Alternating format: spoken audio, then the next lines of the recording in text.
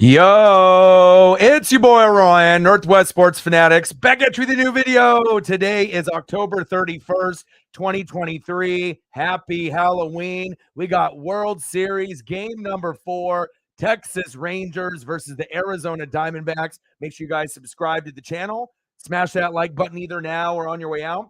Donate to your boy if you can. Cash App, $ORIONNWSF, and the YouTube Super Chat right here. Should be a good one. 2-1 lead for the Texas Rangers, but they did have some bad news earlier about an hour and a half ago that possibly Garcia as well as Scherzer may be out of the lineup the rest of the World Series. And if that is true, based on what I'm reading, that is a huge advantage moving forward for the Arizona Diamondbacks. So Adolis Garcia and Max Scherzer have been removed from the Rangers roster due to injuries and supposedly are out of the remainder of the World Series, at least as of today. I'll have to kind of monitor this information and see where it goes moving forward. But if that is true, and we're not going to get Max Scherzer the rest of the World Series or Adolis Garcia, you would have to feel that the advantage is going to go to the Arizona Diamondbacks. So this is a must-win game here, and maybe they end up winning the World Series in 6 games or 7 games. It actually may become a reality because we know they're going to need Scherzer on that side, but more importantly, they need Adolis Garcia and Corey Seager as a tandem to go against Ketel Marte and Corbin Carroll. Let's go over the thumb and the starting lineups. Daniel in the building. What's good?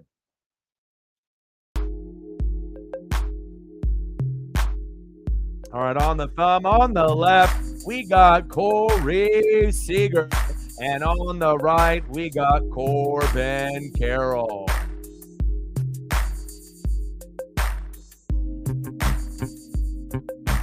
And let's get into the starting lineups.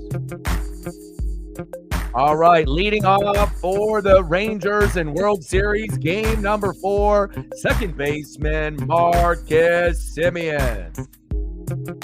Batting second, playing shortstop, Corey Seager. Batting third, DHing for Texas, Mitch Garver. Batting cleanup and batting fourth, left fielder, Evan Carter. Batting fifth, playing third base tonight, Josh Young. Batting sixth, playing first base, Nathaniel Lowe. Batting seventh, playing catcher, Jonah Heim. Batting eighth, playing center field, Leody Taveras. And batting ninth, playing right field, Travis Jankowski. And on the mound for the Rangers, Andrew Haney. Let's go into the Diamondbacks. A little bit of a lineup change here. Leading off for the Diamondbacks, second baseman, Ketel Marte. Batting second, playing right field, Corbin Carroll.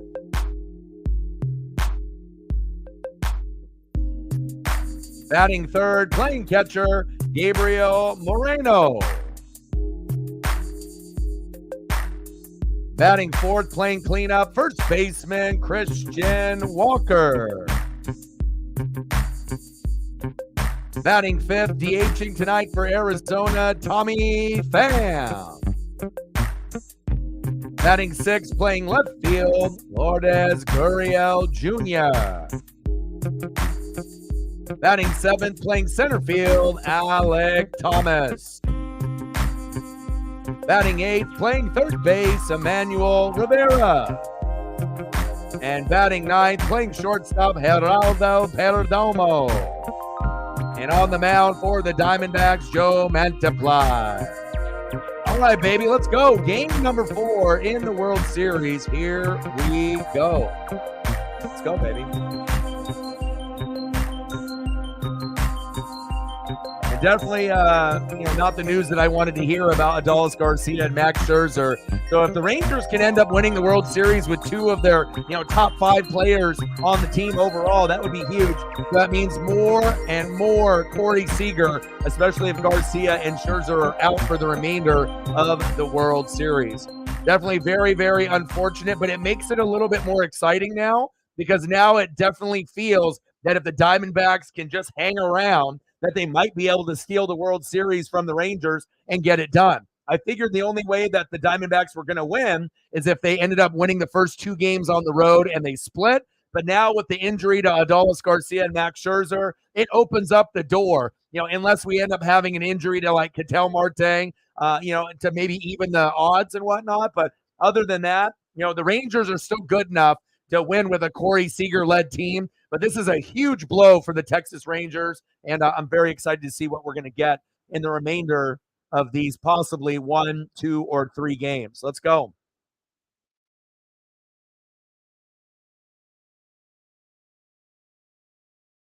All right, baby, here we go.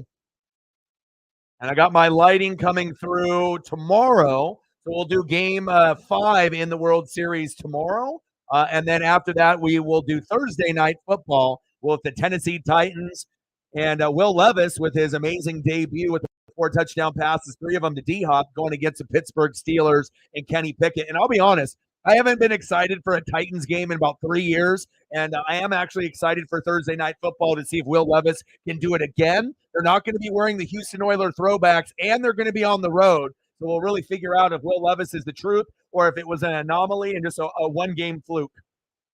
And we'll see if Kenny Pickett can find a way to win at home as well. Big swing and a miss. 0-1 count to Marcus Semien.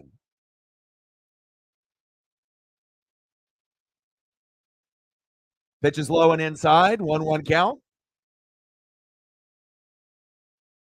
Marcus Semien in the box. Mantiply on the mound. 1-1 pitch for Mantiply. Outside. 2-1 count.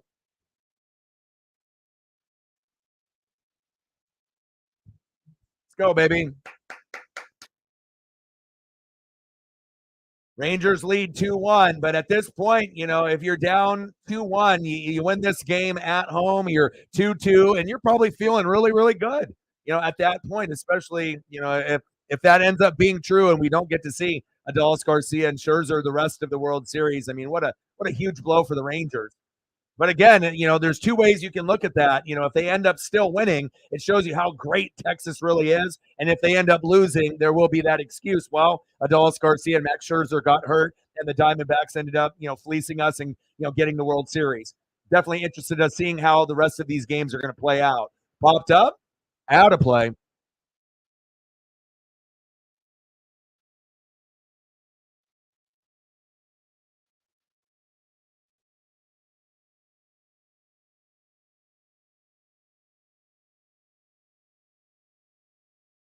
Shout out to Cyberpunk helping out with the Twitter/X with the share as well. Chop foul.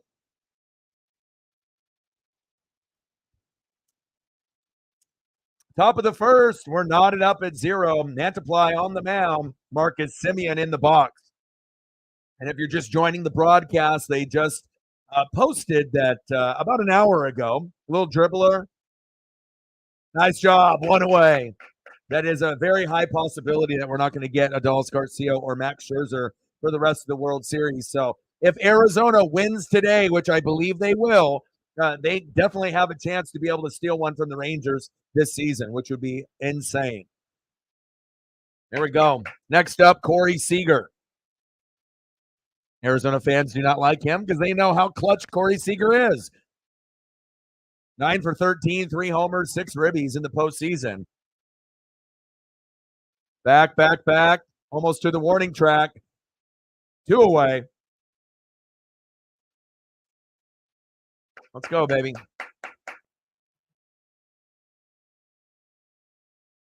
Next up, DHing for Texas, Mitch Garver.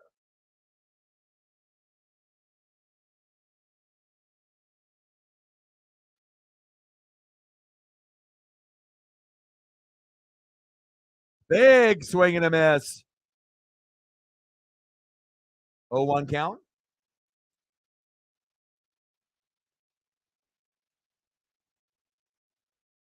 Decent start for Mantiply.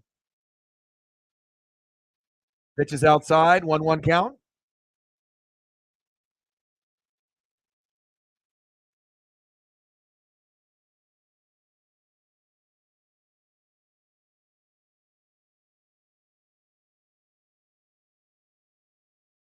One-two count.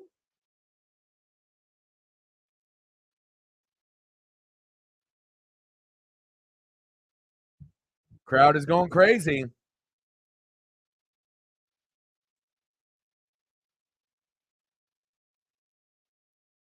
Top of the first, 2 outs. Mantiply on the mound. Mitch Garver in the box. 1-2 pitch. Fouled off the catcher, Moreno. Hopefully he's okay. Count still stays 1-2.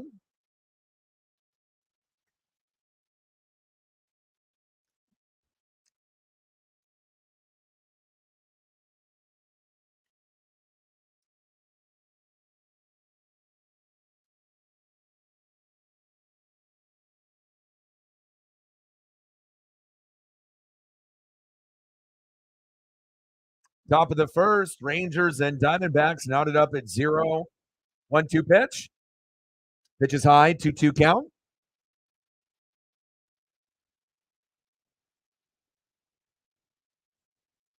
World Series game number 4. We're knotted up at the top of the first, 2 outs, 2-2 count. Garver in the box. Pitch is outside, 3-2 count. Count is full.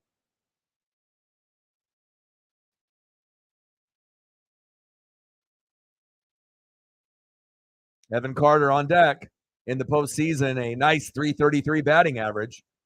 3-2 pitch, pop foul.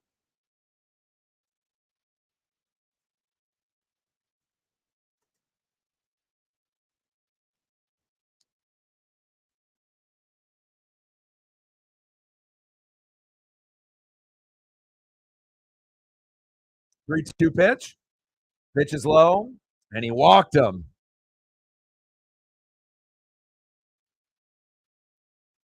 Mitch Garver to first. Next up for the Rangers, left fielder Evan Carter.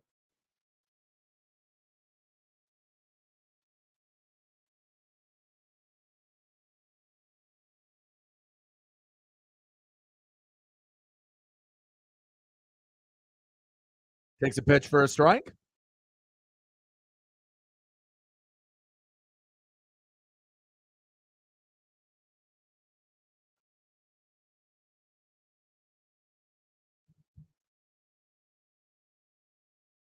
Oh, 1 pitch. Right down the middle for a strike. 0-2 count. Ahead in the count. Nice drive, Mantiply. I see you. All right, Joe. Keep it coming.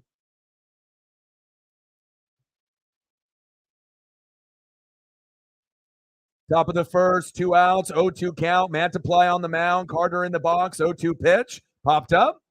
Routine play to center field to Corbin Carroll, and he's got it. Leaves a 1-runner stranded at first as we go to the bottom of the first inning.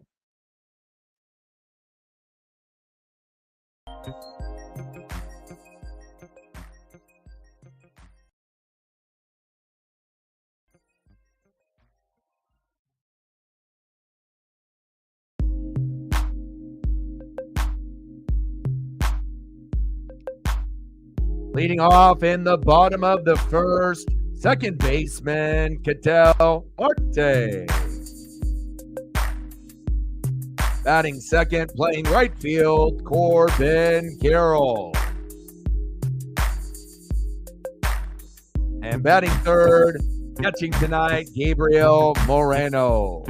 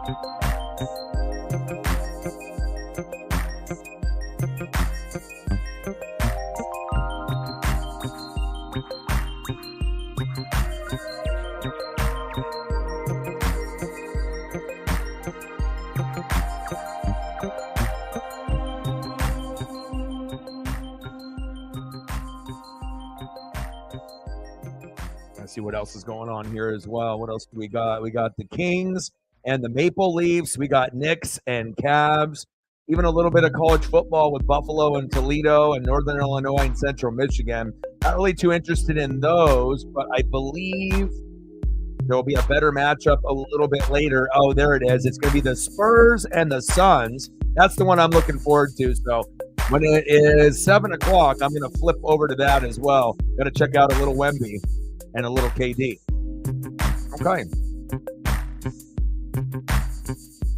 Sarah in the building. What's good? No worries. Happy Halloween.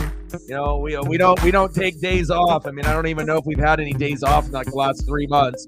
Besides you going to the Colts game, you know, against the Saints, and me going to the Ducks game versus Colorado there in Autzen. But in the last 3 months, that might have been really the only day that we've both had to go enjoy ourselves and watch our teams play. But crazy information that you posted. And obviously, we know there's going to be a lot of moves that we saw, like Chase Young going to the Niners. That's a big deal.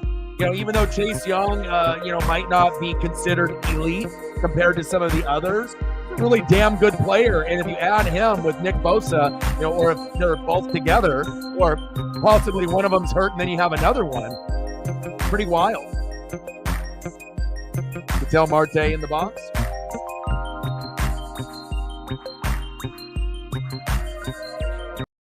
Yeah, pretty crazy. You got to think now with the Diamondbacks and all those people that bet, you know, they couldn't predict injuries, and that's one thing that we can't predict. Nice hit by Ketel Marte. I have the Diamondbacks winning tonight. But the Diamondbacks legitimately, you know, have a shot to win the World Series now. You know, it's not like they didn't have a chance, but now with Adolis Garcia and Scherzer out, I mean, that's like, for example, if like Ketel Marte was out.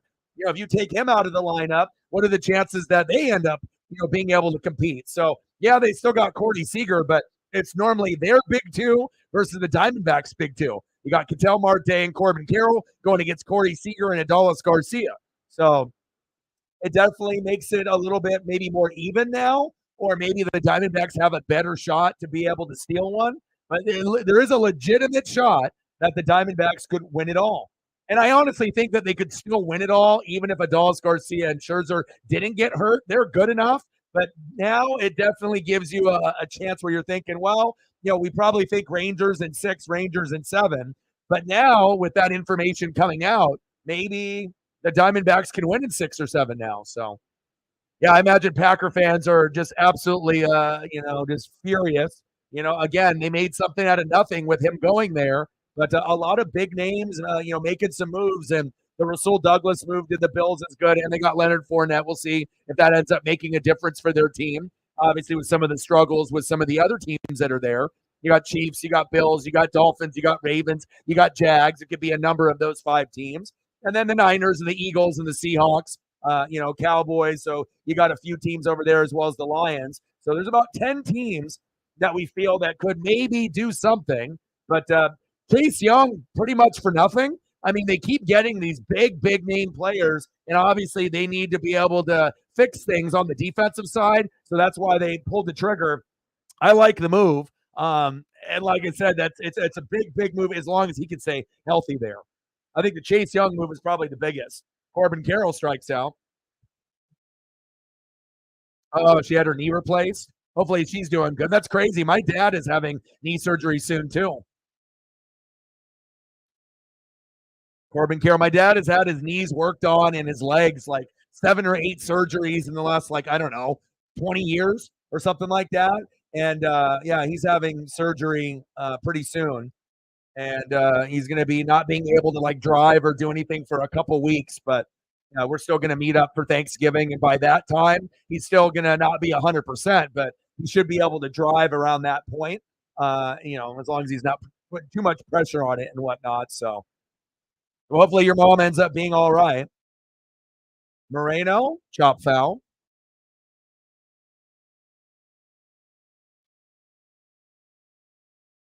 Yeah, everyone started to make some nice, especially the contenders. If you're a shitty team, you're selling, right? And you're trying to get rid of the payroll and trying to maybe lose more games and get a higher draft pick, get some compensation. Get rid of that payroll and that player. But then obviously, if you're a buyer, you're a contender. You're one of the top 10 teams in the NFL, and you're trying to go to the Super Bowl. right? You're trying to give yourself that extra, that extra luck, that extra depth to get it there. So I'm not really sure. I'll have to go through all the moves and see who ended up winning it overall. But I mean, I would say the Niners at this point have to be the favorite with Chase Young.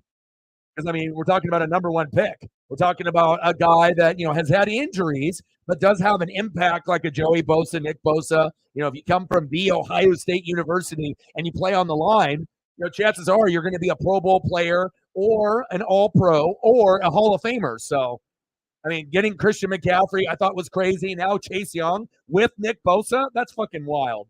Hopefully he can stay healthy for them, and that might be the difference between them getting to the NFC Championship game or not getting there. Especially, we've seen Seattle starting to get a little bit better.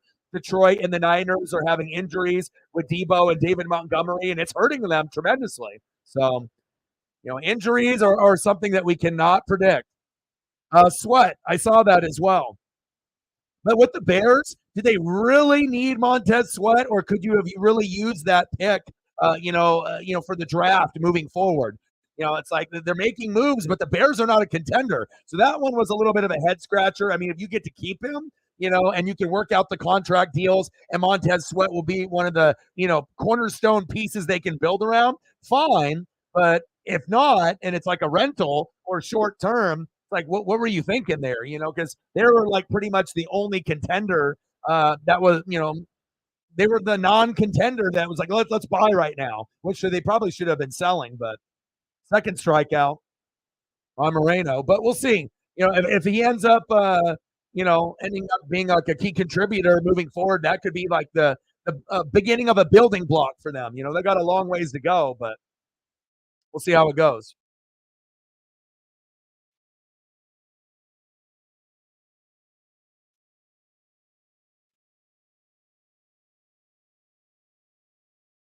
Christian Walker in the box.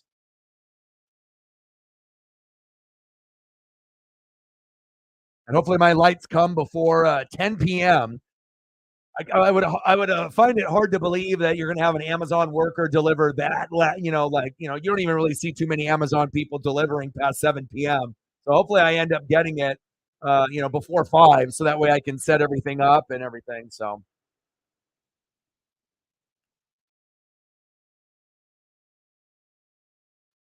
I'm hoping. Lions getting Donovan Peoples-Jones. Yeah, he wasn't even getting utilized really at all. So I'm not really sure what was going on with that. So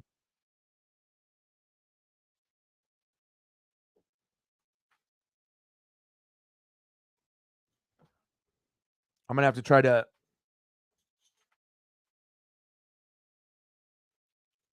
to position this lighting the best way that I can, and hopefully that we don't have too much going on with the distortion, but it is what it is until I get my lights tomorrow. And then I might just use one at a time. I'll have to see what I can get. I might have to use both. We'll kind of have to wait and see. So, but I mean, I thought Donovan Peoples-Jones was super underrated, but they just never used him. So if you can actually go to Detroit, I mean, I guess that means that they don't believe in Josh Reynolds and they don't believe in some of the other guys, even though those guys are like decent. So it's like you got Laporta, you got Amon-Ra, and now you got another guy to kind of give him depth. So if there's any type of injury to Reynolds or Amon-Ra, that you can have another guy that could be reliable, because I feel Donovan Peoples-Jones is kind of underrated.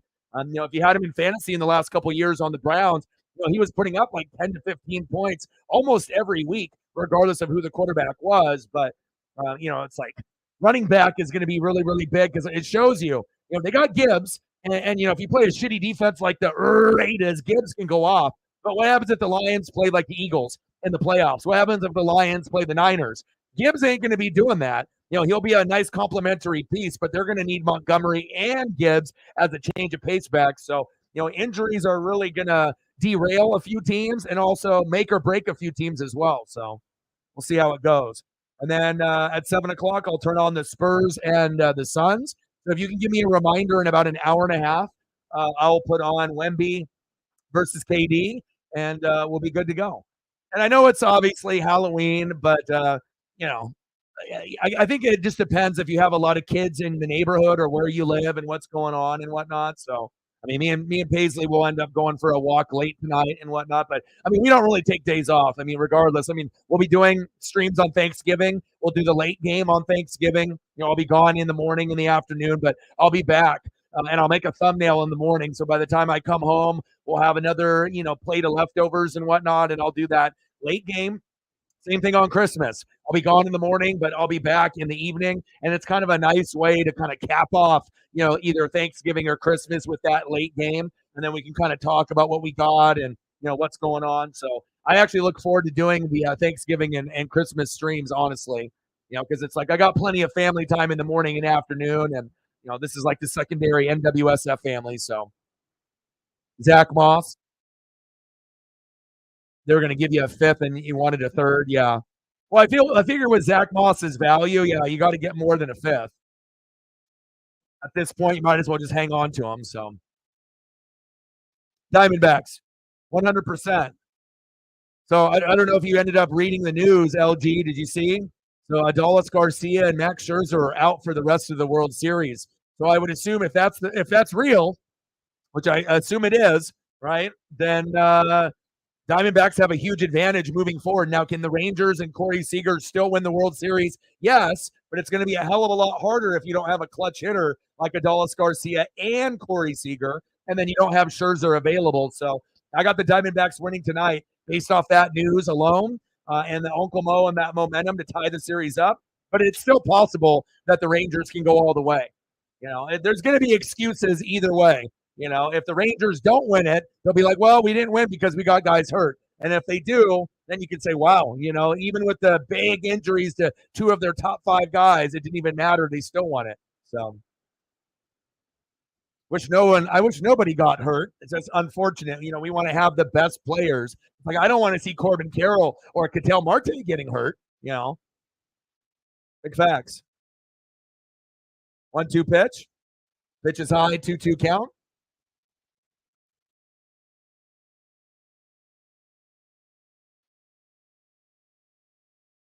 And we got the Kings and the Maple Leafs, the Knicks and the Cavs, Buffalo and Toledo, Northern Illinois and Central Michigan. That's what's live right now.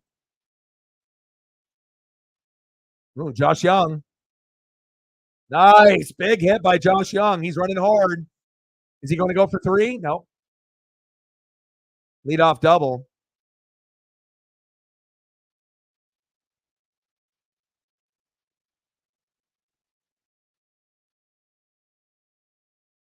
All right, Josh, I see you. Harden on the Clippers, yeah. Well, you already knew that he wasn't going to be staying in Philadelphia. There was already so much turmoil. It just seems like wherever he goes, there's always going to be some kind of drama that follows him, Yeah, if Texas wins today, then they'll be up 3-1, and then if you're up 3-1, I would assume that it's a done deal. I don't think that the Diamondbacks are good enough, even with how they've been playing, to win three on Texas. I don't think that would, especially the last three, that would be. I wouldn't say it's impossible, but it would be crazy to think that the Rangers could go up 3-1 and then the Diamondbacks would win in 7 and win 3 in a row. I just don't see that happening. But we'll see what happens here. I mean, if the Rangers, this is a real crucial game because, again, if the Rangers win, it puts them in great position. If the Diamondbacks win, it could spark a little Uncle Mo and that momentum, and they actually have a good shot to be able to win it all. So we'll see. But I just hate injuries. That's one thing in ESP and predicting games and whatnot. One thing that we can never predict is injuries, and I hate it when it ends up being like really good players. If it ends up being like number 8, number 9 in the lineup, it's not that big of a deal. But not like when it's a superstar like Adolis Garcia or Corey Seager or like a Max Scherzer. So big strikeout. All right, Matt Supply.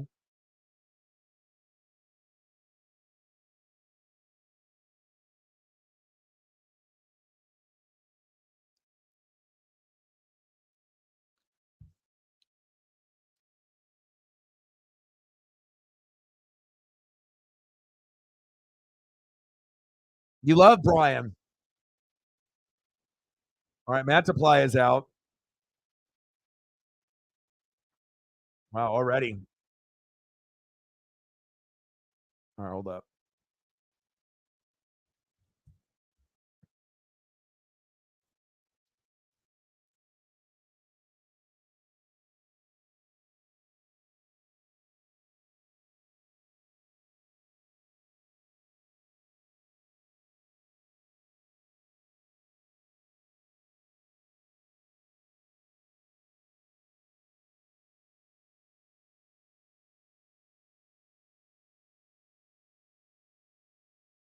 What do you think you guys are going to bring in?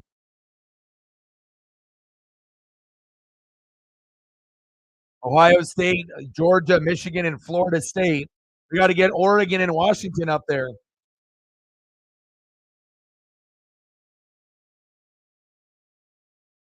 And then Joshua Dobbs going to the Vikings is pretty cool. Now it actually gives a chance for the Vikings to stay afloat. And Dobbs actually played pretty good. So you're going to go from one team to, that didn't win a whole lot of games, but he showed flashes. And if Jay Jetta comes back, I think Dobbs and Jay Jetta could actually put up some decent points. So I was kind of wondering what they would do. And Dobbs is better than Jameis. So I think that's a better fit. The Jameis thing was just a rumor. Obviously, that was fake. But the Dobbs thing ended up going through, so that was another name that with Kirk Cousins out for the year. Now, I mean, is Joshua Dobbs going to lead the Vikings to the playoffs? No, but they might actually be able to win a few games and kind of stay afloat. And it also makes Jordan Addison and company, their fantasy value, stay high.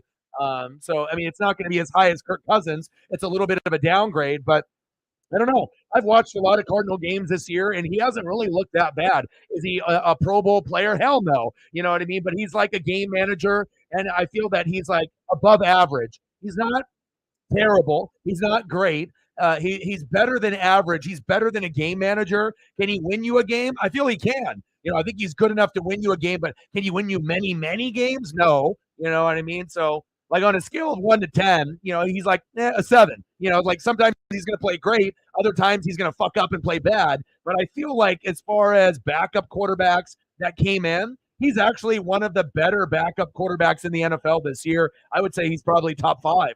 And then he obviously was starting, for Kyler. So, and a big reason why they decided to let him go. I assume Kyler is going to be coming back in a week or two. So maybe even this weekend. So we'll see what happens.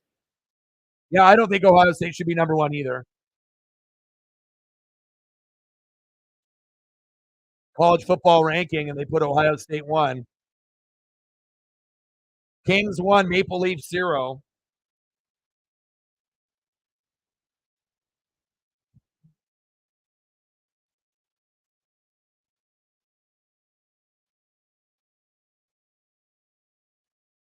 Pitches inside.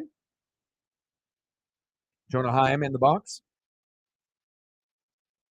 I love this photo. I always like finding like actual catcher photos, for the catchers. Like you can always get like the batting and whatnot, and I have those as well for Jonah. But anytime you can have like a fire, catching photo, or it's like when we do like kickers or special teams, like kicker photos are fire. Like especially if the cameraman takes it at the right spot, right when he's about to boot it, or right after he booted it.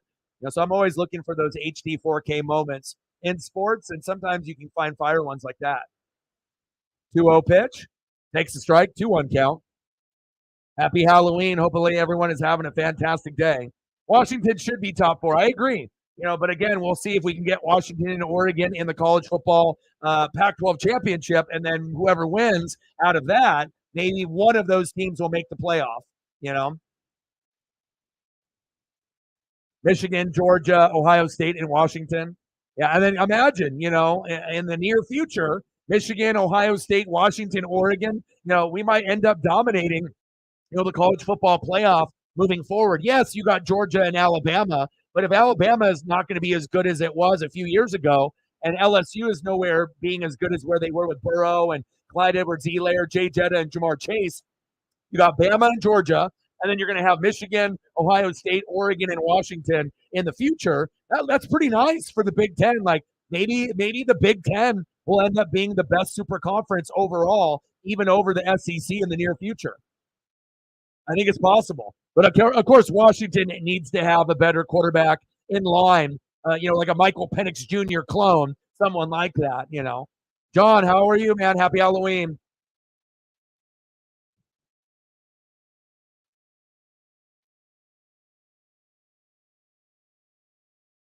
Leody Taveras in the box.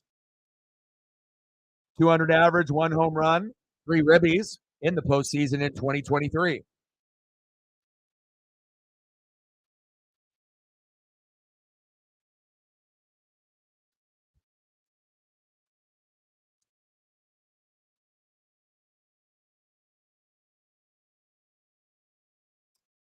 One 0 pitch. Wild spin on that pitch right there. 1-1 count. And if you're just joining the broadcast and you've been, doing the trick-or-treating, getting your costume, drinking, doing your little festivities, Adolis Garcia and Max Scherzer are out for the rest of the World Series due to injuries. So this really does open the door for the Diamondbacks, if they win tonight, to tie it up 2-2, where they will legitimately have a shot to end up winning the World Series in 6 or 7 games.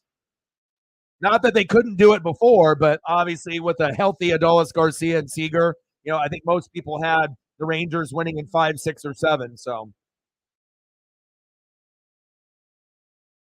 1-0 Rangers. No surprise there. And they didn't, and I'm kind of surprised with the strategy of taking out Mantiply so soon. I wouldn't have taken him out that early, and now they're paying the price for it.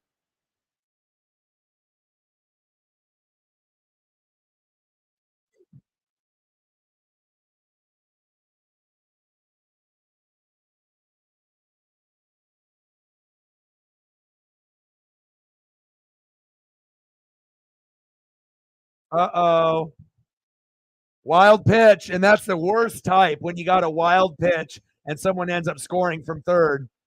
Josh Young, nice job. Good awareness by Josh Young there. And again, if you want to win this World Series, right, that is unexcusable. What the fuck are you doing? What are you doing?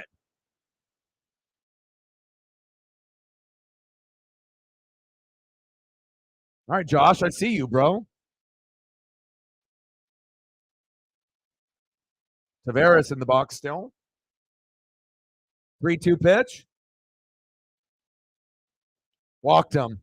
And that might be the the kind of the beginning of the end, of the Diamondbacks. Even with Adolis Garcia and Max Scherzer out, the pitching isn't as good as Texas. So if you can't pitch properly, it's not going to matter that you got a full lineup with Ketel Marte, Corbin Carroll, and all these guys, because obviously we know defense wins championships, and typically pitching, either starting pitching, mid relievers, and closers. You can't have garbage pitching throughout a whole World Series and expect that you're going to win it.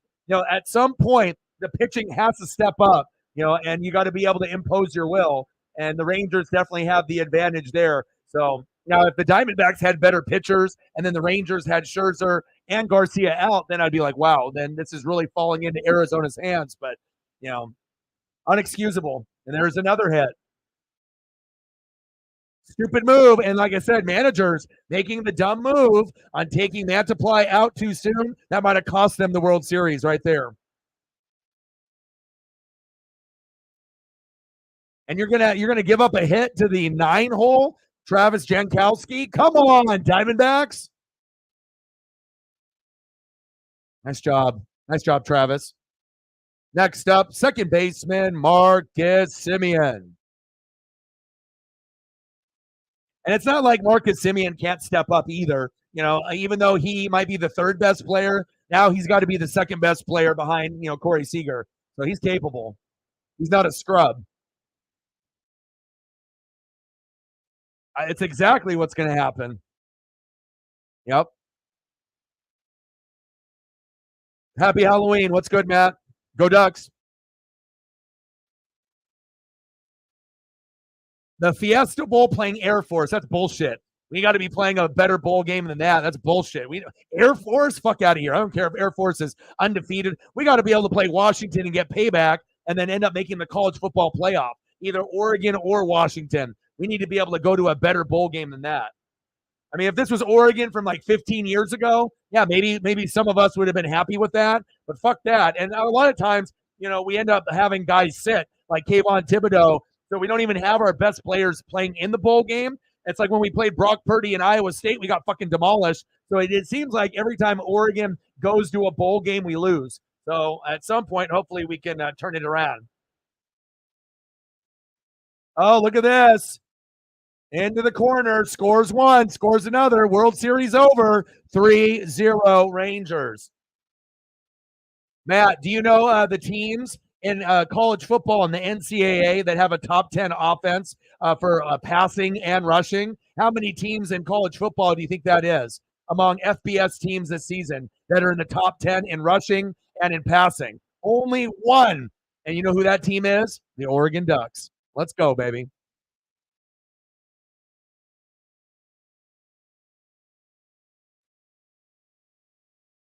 Now, Ohio State getting the top spot, that's definitely some biased shit. I don't know what the hell the committee was smoking, but it always makes you kind of wonder when you end up seeing the committee, whenever you see the polls, like how did they come to that conclusion? Usually strength of schedule, or maybe the lack of a strength of schedule, and that's why maybe certain teams leapfrogged others. The eye test says this team is better, but then maybe the winning percentage against some of the other teams, they always have these other bullshit factors that they throw in there. And I'm not really sure if Florida State, even though they're in the playoff in the 4, if the Florida State Seminoles played Michigan, Georgia, Ohio State, Washington, or Oregon, would they actually win?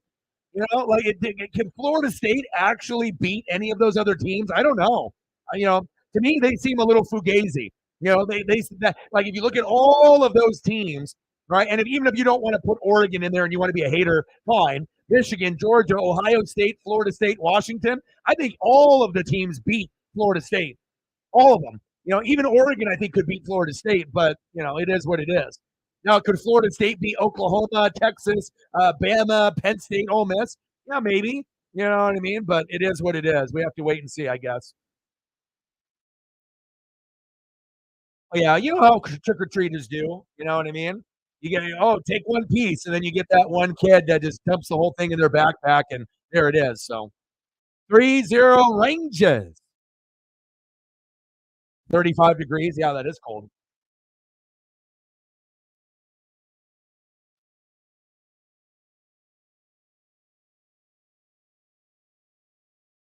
Top 5 running backs, according to Joel Klatt. Number 1, Audric Estime. Number 2, and that's from that Notre Dame Fighting Irish. Number 2, Jonathan Brooks from Texas. Number 3, Blake Corum. If he didn't get injured, what would he have been?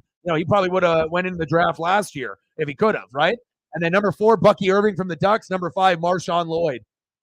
I mean, I know Corum, Brooks, and Estime are good, but I mean, Bucky Irving, he's pretty special too. So, special year for us.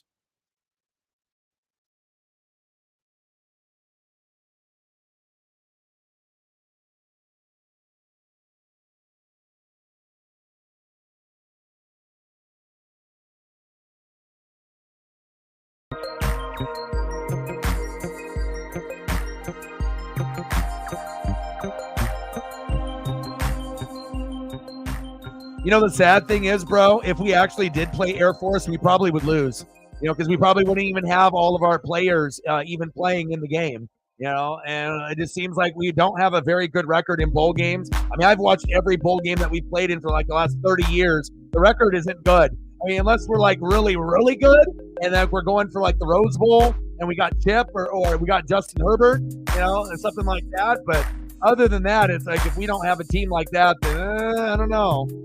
Odin Sun in the building. What's good?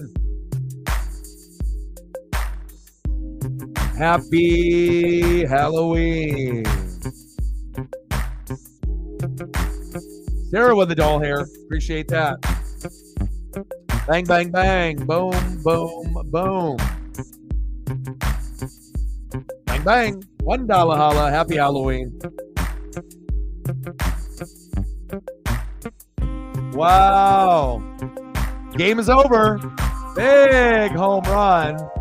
And going into your pitching and making that swap too early, Corey Seager says, hey, I don't got Adolis Garcia. I don't got Max Scherzer. No problem. We're going to win tonight, and then it won't even matter. I'll hold it down. And apparently Corey Seager is the MVP of the World Series. Huh? Kyle must be proud. Big 2-run jack.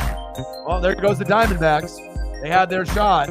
They're like, okay, Scherzer's out, Adolis Garcia's out, and then the Rangers are like, who cares? Who cares? They're not going to play the rest of the World Series. Who gives a shit? We already know Diamondback pitching is going to fail, and they did.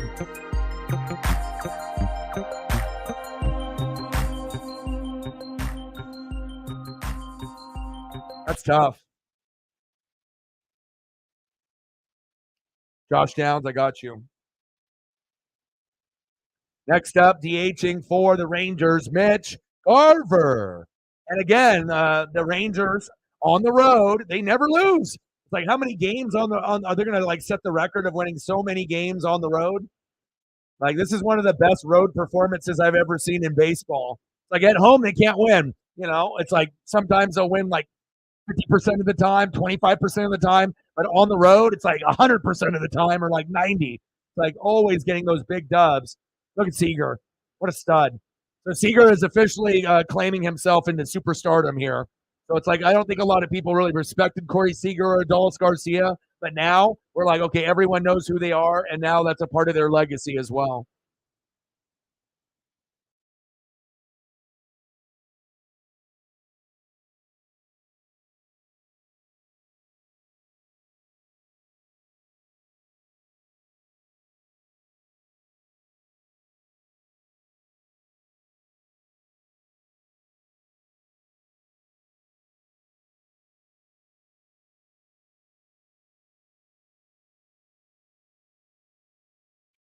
All right, I'll throw you some college and some pro. Educate some of the people in the room if they're not too familiar. There we go. Those North Carolina unis in that helmet, that's pretty fire. I mean, they are a basketball school, you know. But at least Drake May's putting them on the map. And God, that's the golly with the Jordan brand too. That's pretty clean. That's pretty clean, Josh. And I got him in fantasy. I told you I was going to get him. And not only that, I'm going to use him this week. I have to. But it sucks because I'm going to have a lot of guys on bye, pretty much everyone on the Detroit Lions. And I already lost last week. And then next week, I don't have Patrick Mahomes and I play Reflect. So I'm going on a little bit of a skid in these next 2 weeks. And then hopefully I can recover after that. But this is the hardest stretch for me at this point. Going to be very competitive in our fantasy league out of like, the most competitive that we've seen it maybe ever in the 6 years that we've done it. I don't think we've ever seen it this competitive. So normally it's like me and one other person, like me and Sarah or me and one other person. But this year we got four teams all tied up at 6-2. And even though I got obliterated this week, I still am the number one seed by like a point based off points scored. But that's going to change pretty quick. So yeah, the average person doesn't know who that is, though. Some people know who he is if you follow, wide receivers or you follow the league, but I don't think a lot of people really know who he is unless you're just a fan of the game.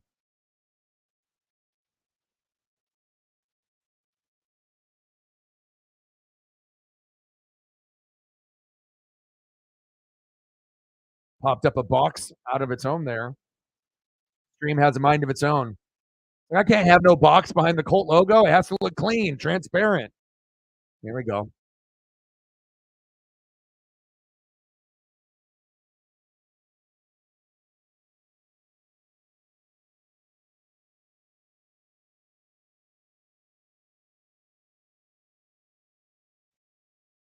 No, the game is over.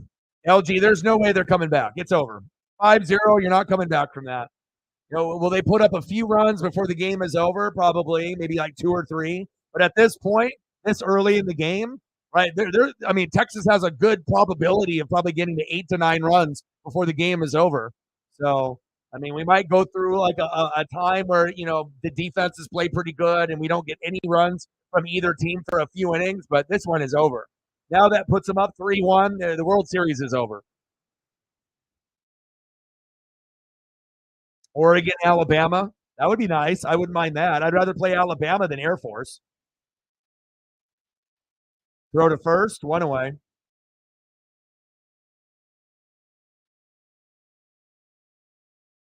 Cory, baby. And we had brother Kyle on the Mariners, but Cory's on another level. Cory's making that like 300 milli, and he's obviously, earning his paycheck. It's like, they had Bryce Harper earning his money over there in Philadelphia, but there's a big reason why, Corey Seager went over there is because they've never won a World Series. So it's like, he wanted to be the guy to help them win. And obviously having Bruce Bochy there, like I told y'all, that was the X factor. having one of the best managers in the game. You can have players, but also it's about coaching, having that good mentor and someone that has championship experience with Mad Bum and the rest of the crew. Tim Lincecum, right? Buster Posey. They were the team. They won 3 World Series. So to say like, oh, Bochy's not the reason, it's ridiculous. He's one of the biggest reasons why this team is doing so good. 2 away. Yeah, I don't even know why the hell that you ended up pulling out. Mantiply. He was doing okay. It's not like he was doing shitty. Lefty versus lefty. And I know sometimes you want to, go lefty to righty, righty to lefty, and you want to play the that game. But I think if the pitcher is good enough, it doesn't really matter. A lefty going on a lefty. Like when Cal Raleigh, would be going up against a left-handed pitcher, and then he would DH, and then he would switch, to go to be a right-handed batter. Just stay left. Especially if you're a better lefty. Like if you're a 260 hitter batting left and you're a 200 hitter batting right, what are really the chances of you getting a home run batting right-handed? I mean, it happens for Cal Raleigh from time to time, but most of the time it's a big strikeout or, a pop-up. It's just garbage. I don't really understand the analytics with all that. So, all right, Diamondbacks with a nice hit. Gurriel with a nice base hit there.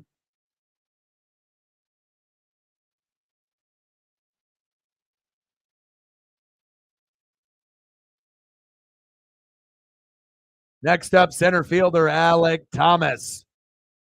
It's going to take a miracle for them to come back and, even tie this game, let alone win it.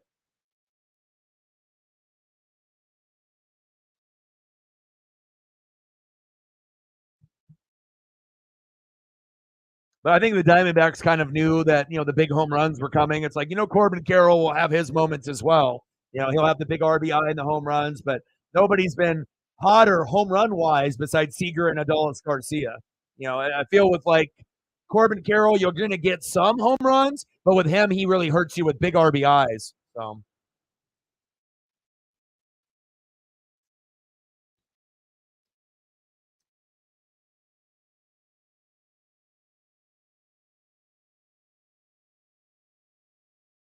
Pitch is low, 2-1 count.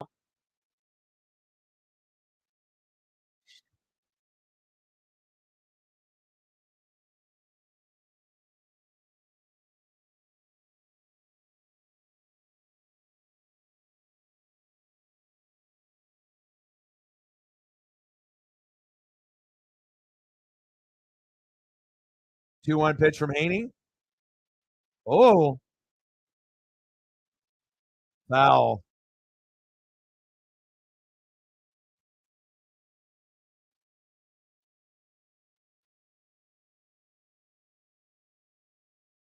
Eovaldi and Montgomery tomorrow.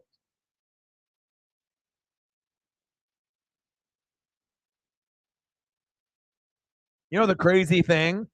Dude, it's going to be November tomorrow. Like, where the hell did the year go? Like, I feel like, when it's football season and then you have baseball and basketball starting up, NHL, it's like everything is going by so quick. I feel like with spring and summer was pretty long, but I feel like when you have really, really good sports in the fall, like September, October, November, December go by with a blink of an eye. And so all of a sudden we wait and complain and bitch and moan that we want football, and then all of a sudden, like, you blink an eye and you're already halfway through the season. Like, really?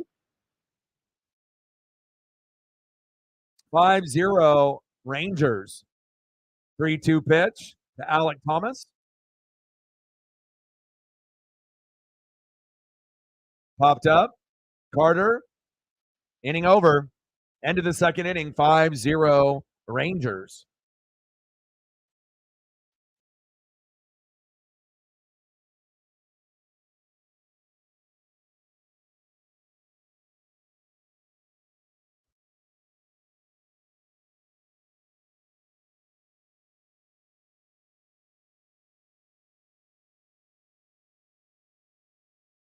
Yeah, seriously.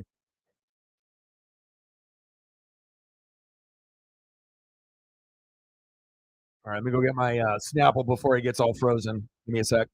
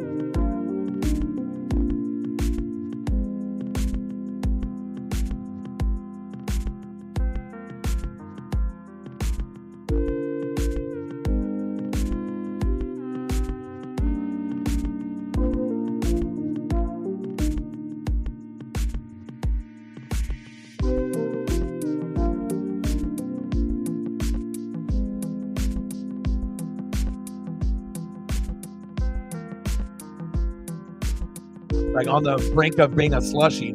Perfect.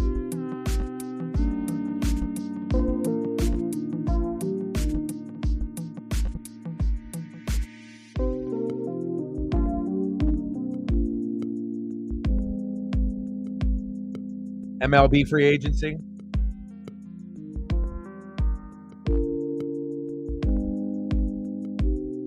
I just can't believe all the moves that were made today. I mean, Chase Young to the Niners is ridiculous. And I am excited about Dobbs, being there with the Vikings. I'm going to need him to play well with Jay Jetta when Jay Jetta comes back. If I have any chance of trying to win the fantasy championship, I mean, it looks like Bo King and Reflect, they probably are in the best position right now. And I'm probably sitting as like third, especially if I can't trust Mahomes, And again, not having Montgomery and Jay Jetta to my disposal is hurting me bad. That's like 50 points that I'm missing out on every week.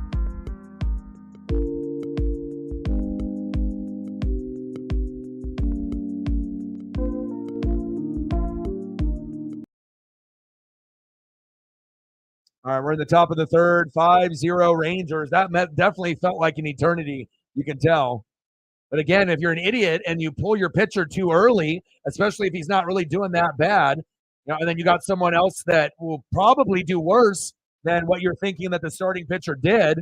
I mean, I don't understand why you went away from Antiply. If it was me, I would have went with him until you ended up getting rocked, 3-4, 5-0, then pull him. Don't pull him when it's just 1 or 2-0, at that point.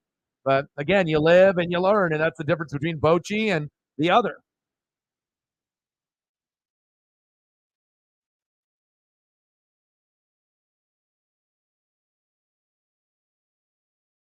Little chopper towards first. One away.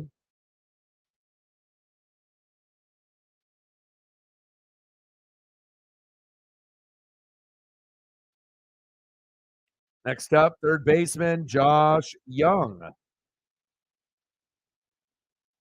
I can't wait to get my lights since my other lights kind of crapped out on me.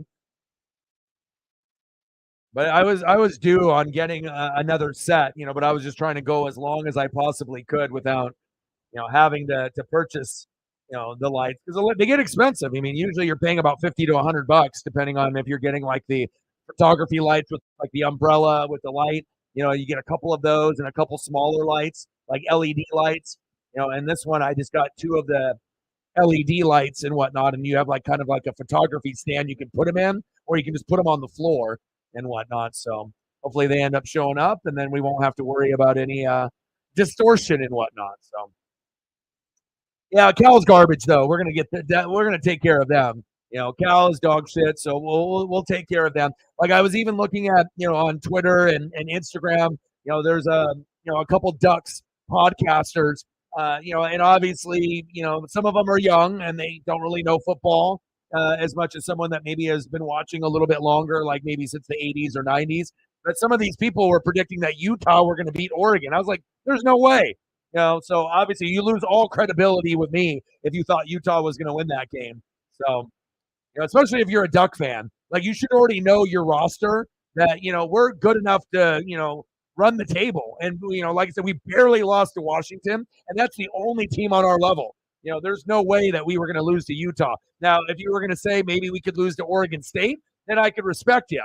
But to say that we were going to lose to Utah is ridiculous. It's not like they had Cameron Rising playing. If they had him playing, yeah, maybe we would have an opportunity to lose. But just based on how we've been playing this year, come on, man. We're not losing to Cal. Like I said, the only games that we have a chance to lose will be USC and Oregon State, and we're not losing to USC. Guaranteed, 100%. We're not losing to them. The only game that we'll lose moving forward will be Oregon State in the Civil War at the end of the year. And if we win that, the only other opportunity for us to lose will be Washington in the Pac-12 championship. And I don't think any Oregon fan is going to cry about it if we lose to Michael Penix Jr. and a team that's right on our level. And honestly, we could have won that game if we just had good coaching. It's not like Bo Nix lost it for us. And then the coach has to realize Michael Penix Jr. isn't going to throw 3 picks. Even if we have a top 10 defense, you're not going to force that kind of, bad play out of him. He's going to throw 1, maybe 2 at the most if we're lucky. or maybe he'll have one pick and one fumble that we force. So if we end up getting an interception, we have to make sure we get points off of that because that's probably the only one that he's going to throw. But again, that's the difference between Dan Lanning or maybe someone like a Chip Kelly. You have to know your personnel. So, but we'll see how it goes. I mean, like I said, we got a little ways to go, to see how the rest of the Pac-12 is going to shape out, and we'll see where it goes moving forward.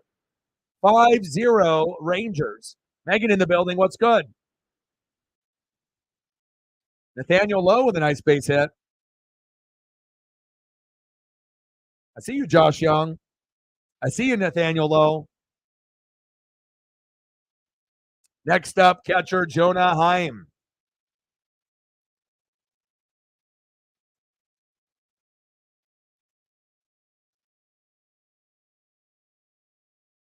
It does. It does a lot. Like I said, I wasn't planning on having my lights go out, but you're an MVP.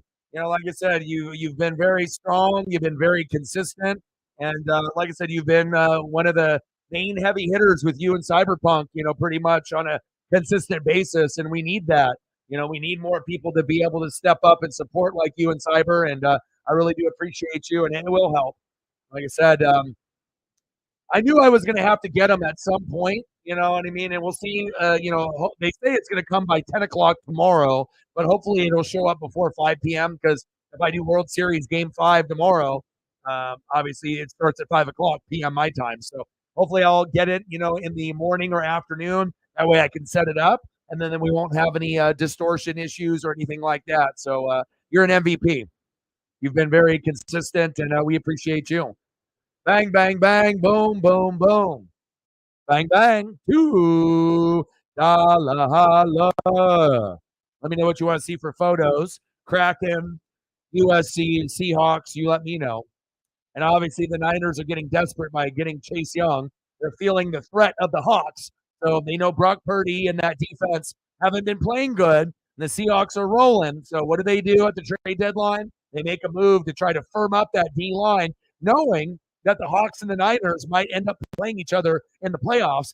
And honestly, if the Hawks play like they have been, they could beat the Niners. There probably is really only one team that the Hawks would lose to is the Eagles. Other than that, they could probably beat everyone else. Niners, they could beat them the way that they've been playing lately. The Cowboys, they could beat them. The Lions, they could beat them.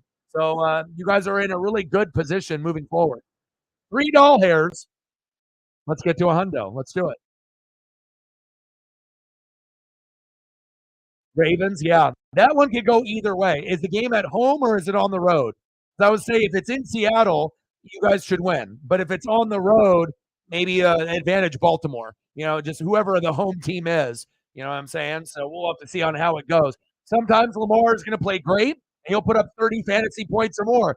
Other games, Lamar will be contained, and he'll put up 10. So it's not like Lamar has been putting up 35 points in fantasy every week. Sometimes after a really good week, he kind of has a lackluster week. They may still win, but he may not put up as much individual statistics in that following game after a big win. So, but for you, you like rooting for the Hawks and the Ravens. You like Lamar also. So it is a win-win either way. No worries. Never apologize. You're good. You are good. Home for the Ravens. Ooh. So I would say, just with not being biased, I would say advantage Ravens just because they're at home. Just like when you guys played the Bengals. Like I thought that, it was kind of like you have to play like your best ball, on the road. Like you have to almost like pretend that it's, like a home game mentally, and if you can't, then sometimes that home team, will end up getting the dub. Now, can Seattle win the game on the road? Yeah, they can. But as we have seen, they've won 5 out of the last 6, right? And what was the loss against the Bengals? So and if the Raven defense plays well, that could contain Geno from playing a game like he normally does at home. So we'll see. I know. What the hell are they doing, dude? And now they got bases loaded. I mean, the game's over. The World Series is over. They go up 3-1, and when I do the stream tomorrow, the Rangers may end up winning the World Series tomorrow night on the stream. So I mean, it's already over, dude. You don't even need a kill shot. We're not playing Call of Duty, bro. All right, it's 5-0. It's not 1-0. It's 5. So the Diamondbacks aren't coming back. Now, if it was 2-0 at this point, yeah, maybe some type of a Call of Duty kill shot here, but it's already 5. I mean, they're not coming back at this point. So if you end up getting like a grand slam or a couple more RBIs and it goes to 9-0, yeah, it's already over. I mean, I want it to not be a complete blowout already. We already know that the game is over. I mean, I guess if you really wanted to know, it's over. Not OVO Drake, but OVA. It already is.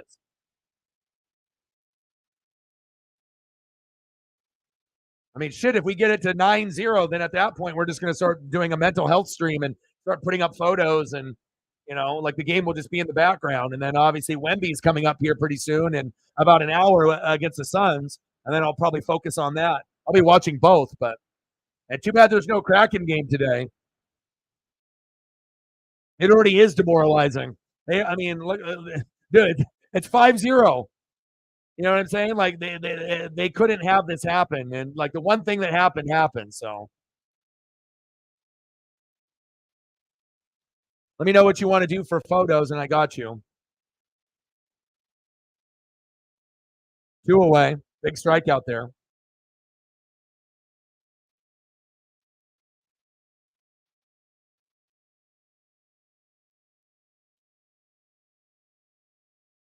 But I'll tell you what, Megan, if the Hawks end up beating the Ravens, both teams look like Super Bowl contenders.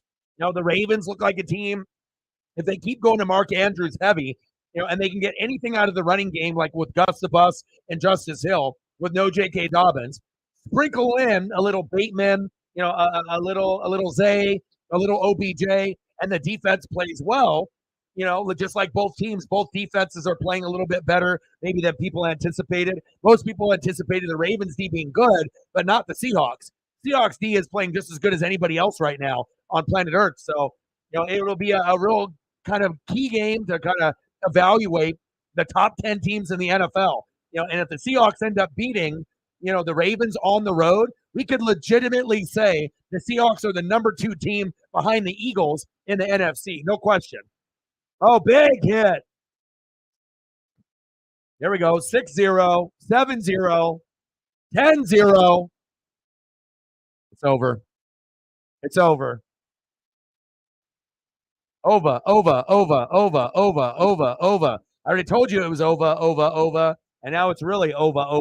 10-0 after losing Adolis Garcia and Scherzer for the rest of the World Series. No problem. Bye-bye. And like I said, the better team always will win. The team that has the better pitching and the better depth. And obviously Garcia goes out. But again, remember, we still have Marcus Semien. So, and when you got a guy like Marcus Semien in the lineup, right, he can make big plays, right? And we're seeing one, 10-0. There you go. That's tough. Trick or treat, huh? Jesus Christ. There it is. Just like I told y'all. Back. Gone, baby. When you have one superstar go down and you still have 2 others there, Marcus is like, you know what? Let me step up. Everyone's saying Garcia, Scherzer. You forgot about me. You forgot about Marcus. There he is. 3-run homer. And at the most crucial time, first postseason home run. And then now it's 10-0 and it's over, baby. Is this a mental health stream now? Is that what we're doing? All right, let's get some Seahawks photos up here for Megan.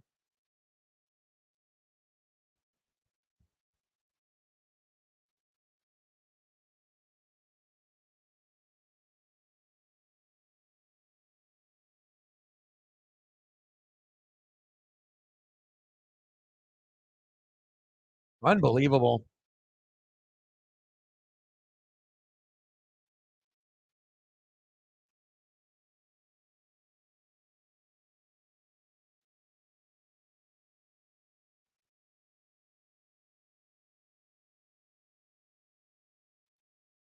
$10-0. This is not like a Cactus League game. Unbelievable. World Series is over tomorrow. Tomorrow it's over. So We'll have the celebration tomorrow. Rangers in 5, like I said, after they won that emotional game 1. I told y'all I felt that it would be over in 5, and it looks like the sports gods are listening. And it's going to be over in 5. And then we get the Titans and the Steelers, and I'm actually excited to watch that game because I want to see if Will Levis can do it again. And you're not going to be wearing the Houston Oilers throwbacks, right? And you're going to be on the road. So, TJ Watt's going to be all in his grill. But we know Kenny Pickett hasn't really been playing that good either. But we'll see what happens. I'm actually looking forward to that matchup. Look at that Pete Carroll photo.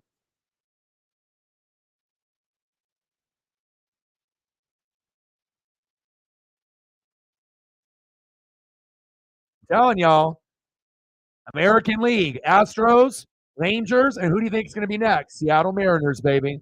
We're going to have our time. And when we end up getting good enough, regardless if we get Ohtani or not, with the pitching that we have, Mariners are going to end up winning a World Series in the next 10 years. I just don't know when it's going to be, but if I had to put money on it, I imagine that we're going to have an opportunity or two in the next 10 years to be able to get it done.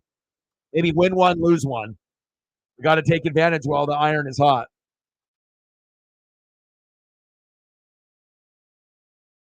I got to try to find some new Pete's for you to sprinkle in. Like, we've seen this one, but I haven't really shown that one that often or at all.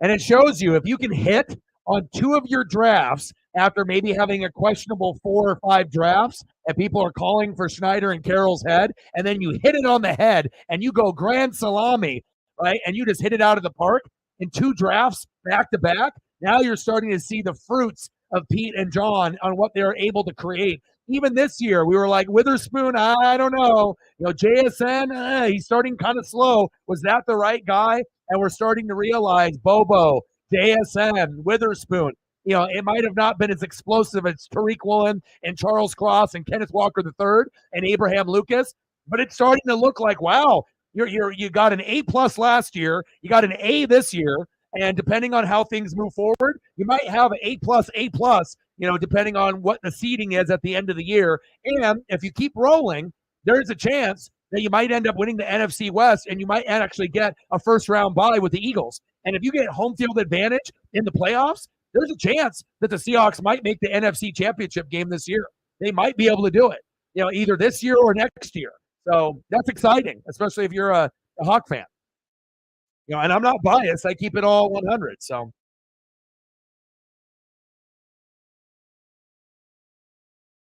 pencil in the W next week. Yeah. Well, I'm going to lose this week and probably next week. I got so many fucking people on a bye right now.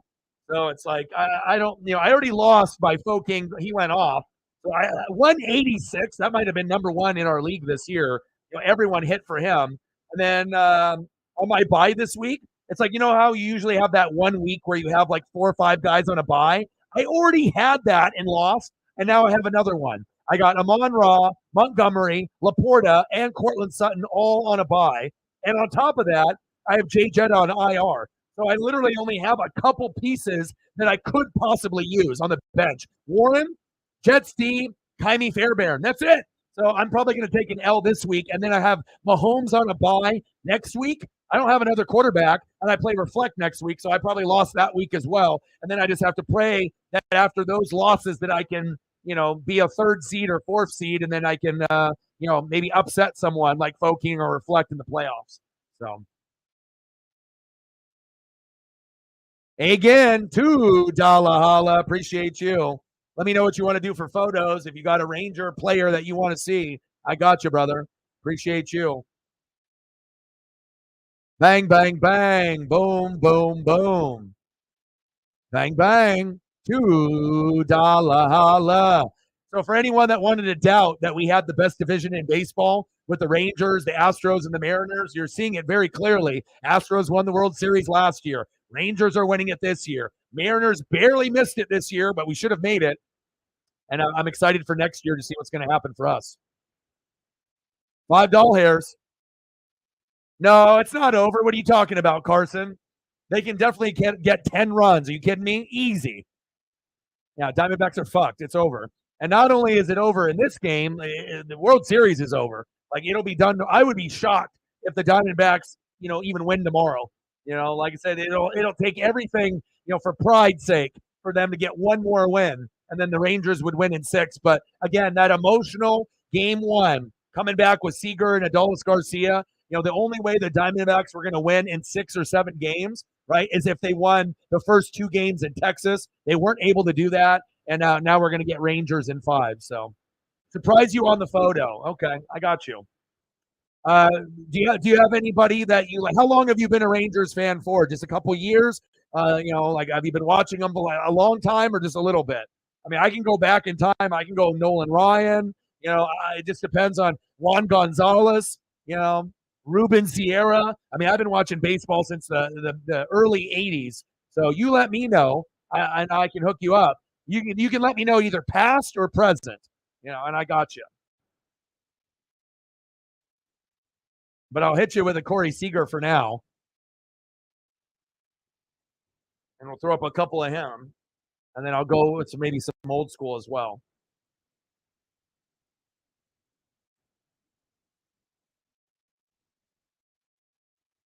I appreciate you. Again with his first $2 dono to the channel ever, unless you changed your username and you had a different username before. But I believe this is your first dono to the channel. Appreciate that very much.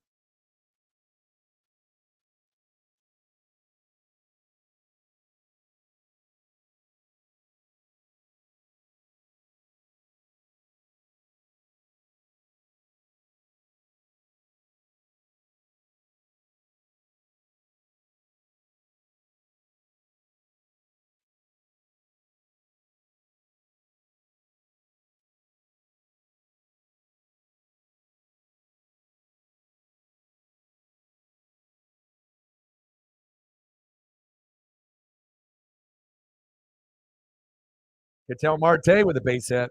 I got to throw up some Nolan Ryan. We got to be able to do one of the greatest pitchers to ever put on a uniform.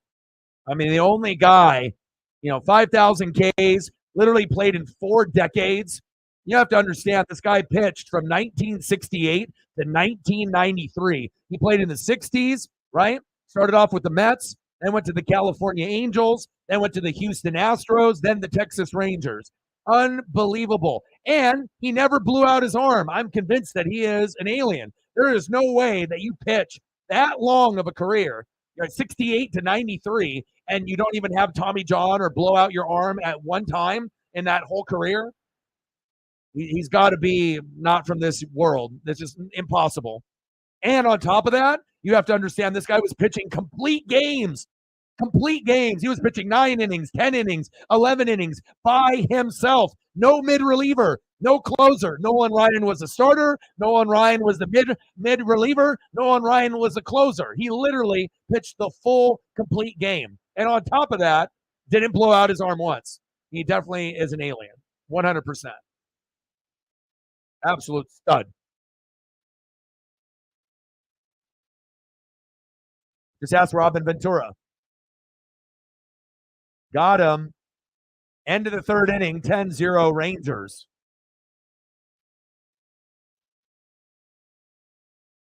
Beltray. Oh, okay. I didn't know if you were a male or a female, but you are a lady. I apologize for that. Most of the people on the channel, we had it up to one point where we had maybe about 15% of it female, 85% male, but now we're about 96% male, 4% female. So let me get you some Beltray.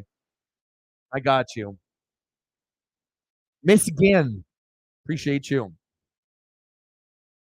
Miss or Mrs. All right, let's get some Adrian Beltre up here.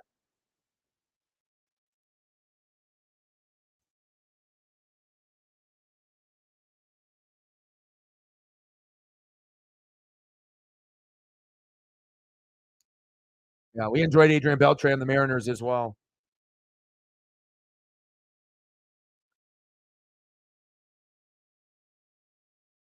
Reflect in the building. What's good?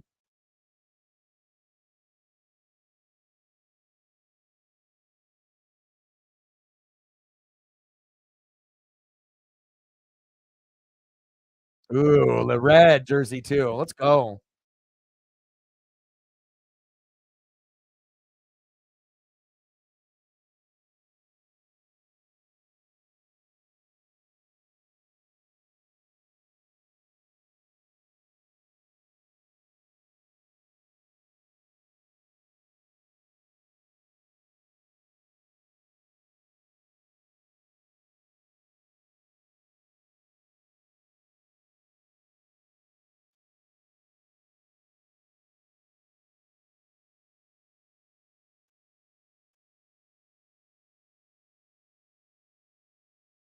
One of the only guys that could go down to one knee, right, and still get a hit.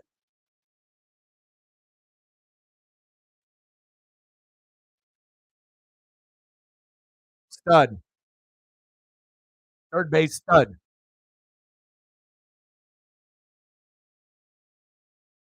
Good call on the Adrian Beltre.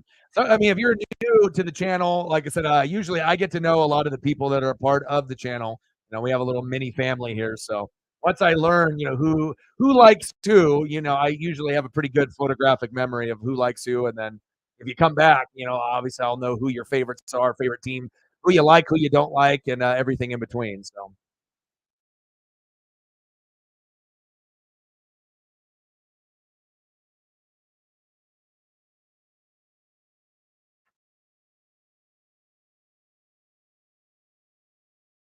Well, reflect, prepare to beat me next week.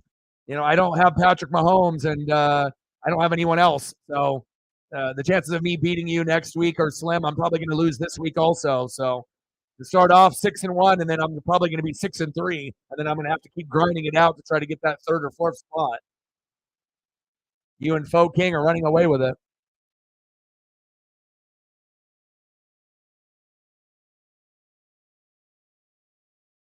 I got 4 guys on a bye right now, and injuries on top of that. So not an ideal week after losing and getting obliterated this week. Like, I don't think I'm trying to remember if I've ever even lost 3 in a row ever. I don't think I have. I don't think I've ever lost 3 in a row in fantasy ever in all the years that I've ever played. Back-to-back losses has happened, but never 3 in a row, and that's what we're looking at.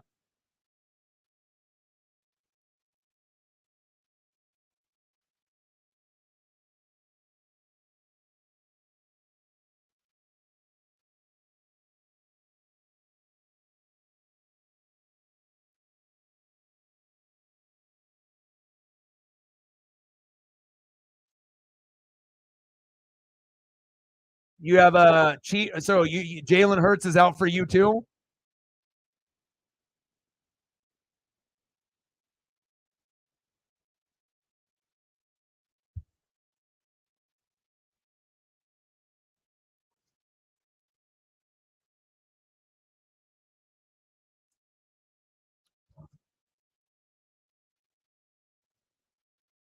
I gotta move over my lighting. My lights haven't been shipped yet until tomorrow. So let me move the light here, see if I can get a little bit better, less distortion. One sec.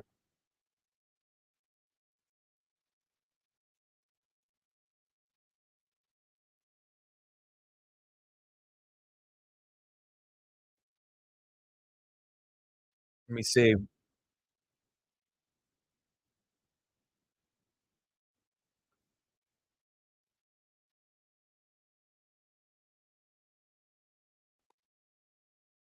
All right, one sec. I can't win. Once I adjust it, it's like one side is good and then the other side isn't. One sec here.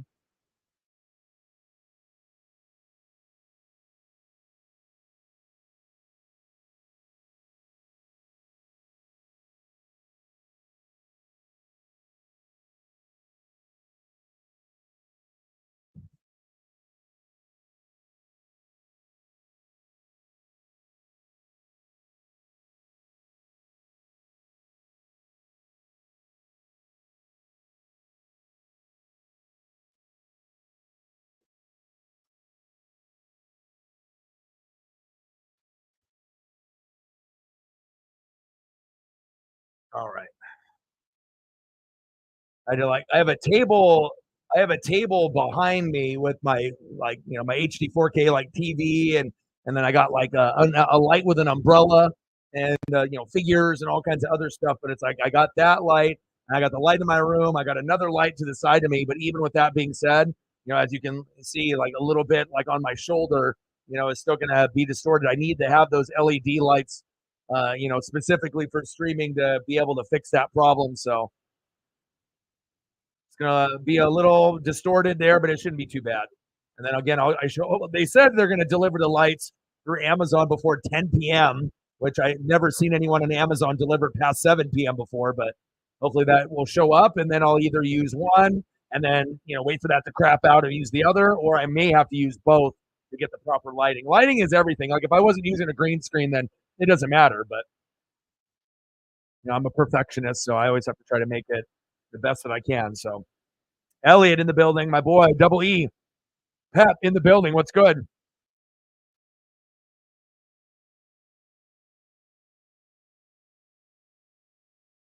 Yeah. The game is super close. 1-2-3, huh? 10-0. Wow, what an embarrassment. All right, we were throwing up some photos here. Some of the donos. Love going in, looking into the past with like Nolan Ryan. Robin Ventura, stay away.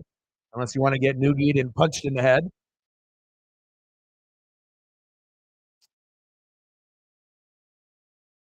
And then we had Agen come in here and donate for the very first time, which was very nice of her. And she's a big Adrian Beltre fan. So we got to show her some love for her first dono to the channel.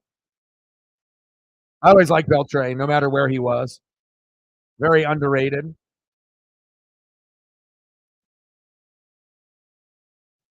And then in 32 minutes, remind me with the Spurs and Suns, because I want to check out Wemby and KD. So hold on here.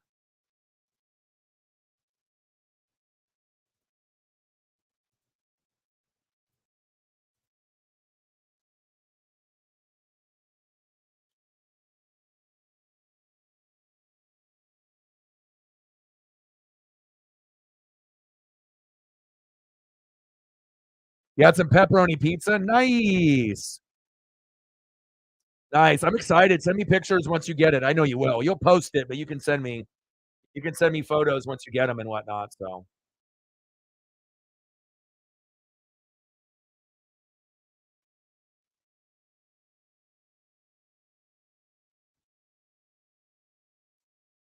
man, I miss eating, good tasting food, like like the pizza and the burgers and tacos, and I miss it. Like I was mentioning yesterday, the one thing that yeah, send me a photo of the hoodie too. The one thing I was missing the most is like I think I might end up getting the ingredients. I mean, I can always order it from like an Italian place, but I would just rather get some ground beef and make spaghetti myself. I can make spaghetti really good, regardless if I do it with meatballs or just the ground beef and whatnot.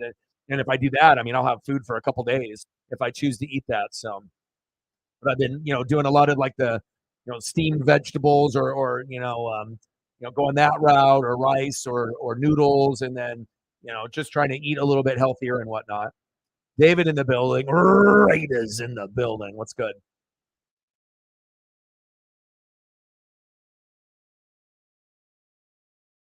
David Chappelle. No relation to Dave.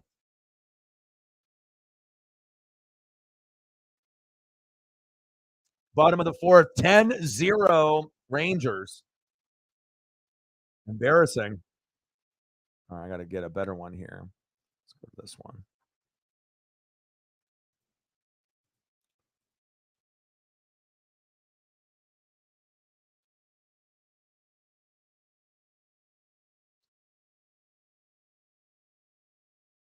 No problem. Hope you're having a great day. Happy Halloween. Agen with the second donation on the channel tonight. Shout out. See, sometimes you never know who you're going to come across, and with us here, we got a wide variety of age groups that follow the channel, as young as like, we don't have too many people that are under 18. It's a pretty small group.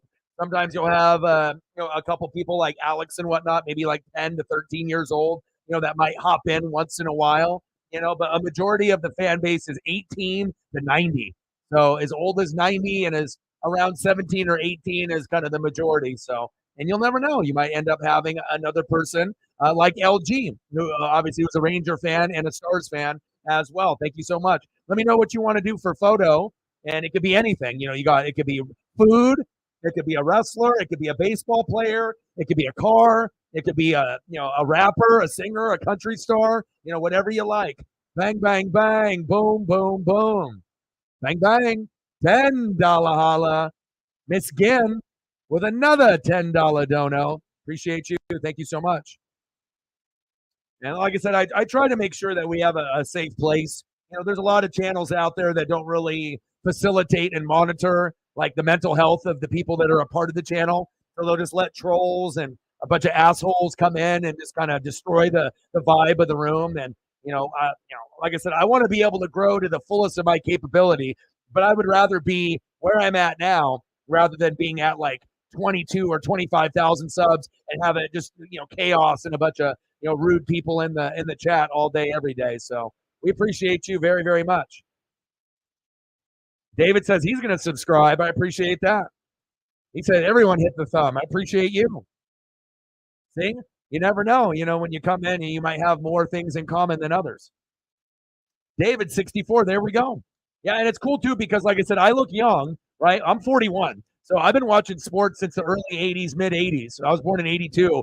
Probably started watching around 85, 86 with wrestling, baseball, basketball, football, like with my dad.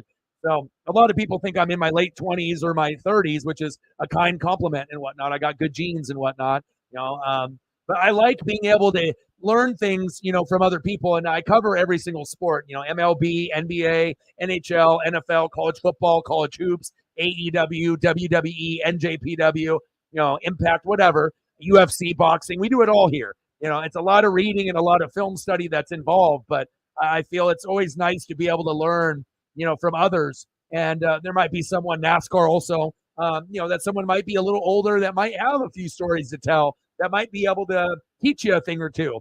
And that's why half of the fan base is under 40. And it's cool to be able to see that type of vibe of like Matt and Elliot, being in their early 20s, and then getting people like me and Sarah that are, around that 40 range. And then you get people that are going to be 50, 60, 70, 80, 90, and then they can give you their experiences and their vibe. And honestly, for me, I feel that's why 80s and 90s sports, music, and movies are the best, because you try to get new ideas, and the people that are coming up with shows and movies, they can't. All they do is they piggyback off an idea or a movie that was in the 80s and 90s, and they try to remake it. And why is that? It's because that was the best era, for not only music, TV, sports, everything, wrestling. There's so many things that you can go back. Like, why do you think Stranger Things is so popular? It's based off the 80s and that 80s vibe, big facts. But I appreciate Miss Gann in the building as well as David in the building. It's always cool when we can get new people coming through, and we really do appreciate you. You want some Ichiro? Yeah, I got you some Ichiro. Yeah, and like I said, I've been watching for a long time. I'm actually half Japanese and half Czech, so big Ichiro person. I'm on my desk. I got Dan Wilson, Randy Johnson, Griffey, Ichiro, and Griffey, and I'm a big Ichiro collector. And love me some Ichi. I've been watching the Mariners since the mid '80s, and I was lucky enough to meet Ken Griffey Jr., Ken Griffey Sr.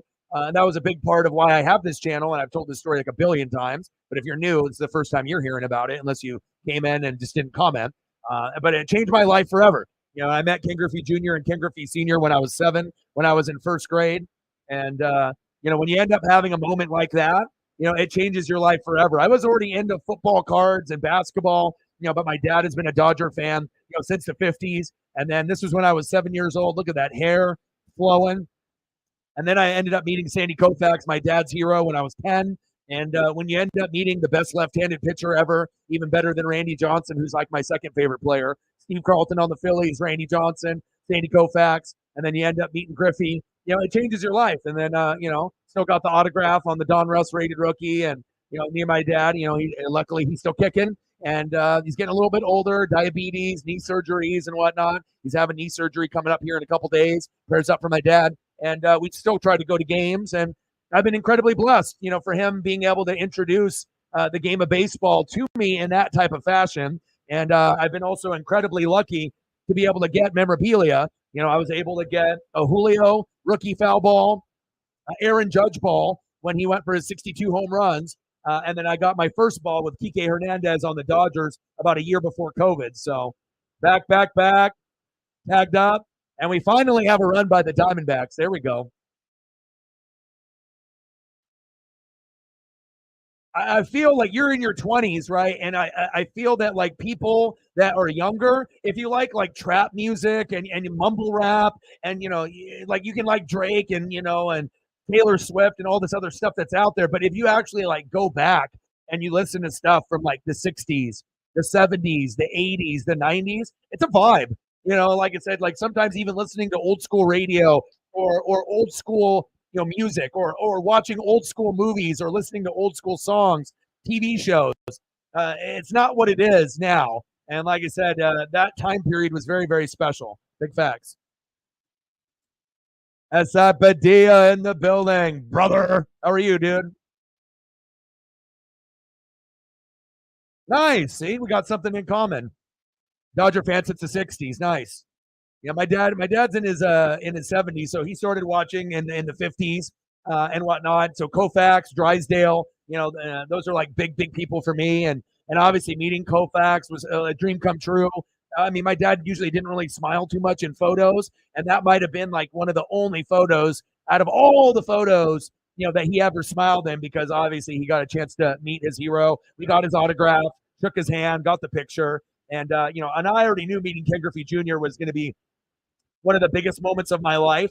And I was at 7 years old. And, a lot of other kids were doing the video game thing. I was doing that. I had my wrestling ring and my Hulk Hogan and my Ultimate Warrior and my Bushwhackers and my Big Boss Man. And I was always my Transformers and my G.I. Joes and my Ninja Turtles. I did all that, but I was one of those people that always looked at the back of cards. I was always a stat and analytical guy. And that's a big reason why I'm here also with ESP and predictions and helping people in fantasy and everything else. It's just, I feel that not being biased is a very rare thing nowadays. I feel like, everyone is biased nowadays, and it's just nice to be able to have a different spin on things. Let me get some more photos here for Miss Ginn. We got to make sure we do that. All right. Do you have another favorite? Remember the time in the building. How are you? Yeah, my dad has had like, I can't even tell you how many surgeries he's had on his knees.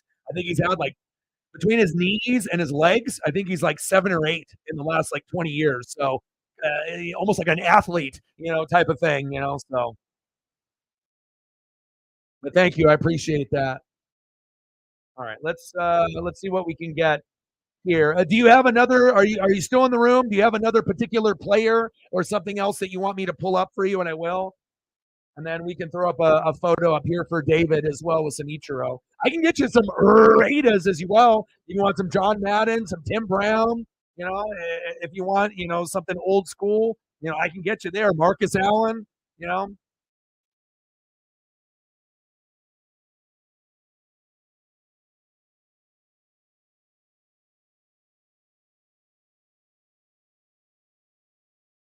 but she wanted me to put up some Ranger stuff. So we'll go through these one more time, and then I'll make some space. Adrian Beltre, sleeper. We loved him as a Seattle Mariner, one of the only people that could actually get a hit, from this type of position.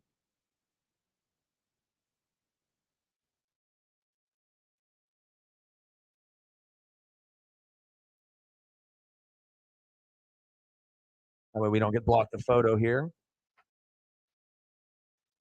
Stud. And then obviously I had to have the throwback with the Nolan Ryan. If we're going to talk Rangers, we got to talk Nolan Ryan.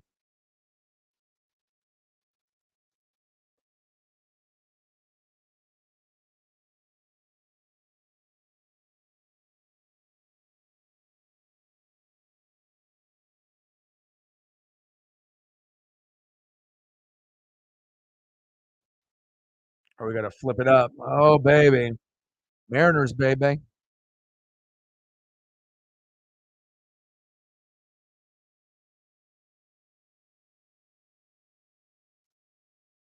Get a couple photos up here for a couple of the newbies in the room.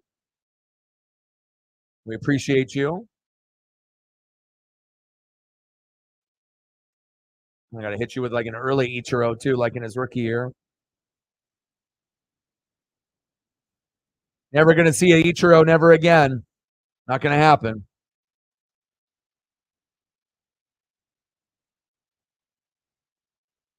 We get one more Ichiro for David. No relation to Dave. He is coming to Oregon for a show pretty soon. Dave Chappelle. Never seen him, but I know that it's expensive. Like I know some of my friends paid like $300-400, and he only did like a 1 hour set. I don't know if I would drop $300-400 for Dave Chappelle. I mean, I love the Dave Chappelle show, but to drop 300 or 400, and I know you can get a lot of jokes in it for an hour, but I mean, for me, like I would have to at least see 2 to 3 hours to justify paying 300 or 400 for Chappelle. So 1968, 1968 to 1993, right? New York Mets, California Angels, Houston Astros, Texas Rangers. Fan on the field acting dumb.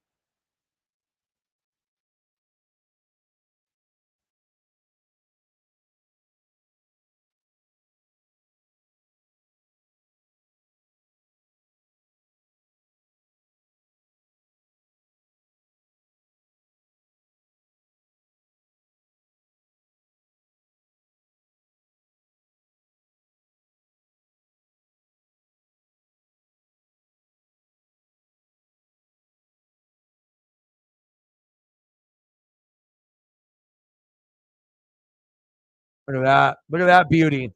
Gem Mint 10. Better open up your bank account if you think you can afford something like that. That is insane. Like I had a PSA 9 Michael Jordan rookie card that's going to be worth about 100,000, 100 to 150,000 once he passes away.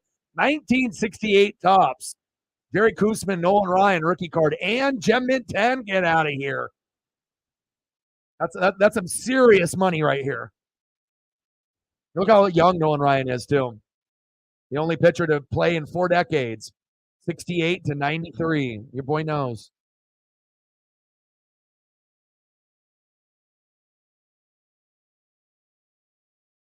No problem. Take care.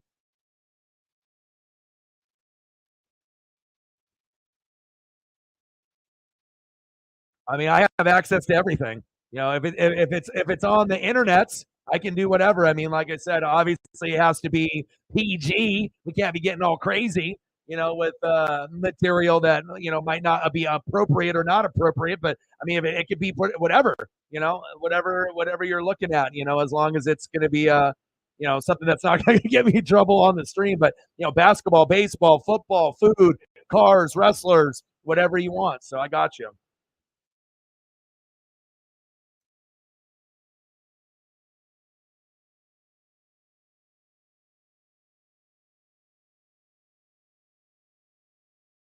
But you just let me know what you want, and I got you.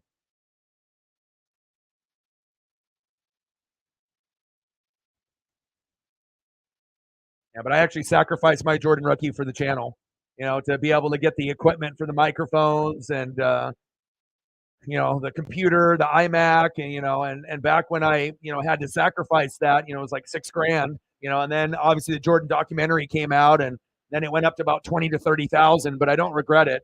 Sometimes you got to make sacrifices in life.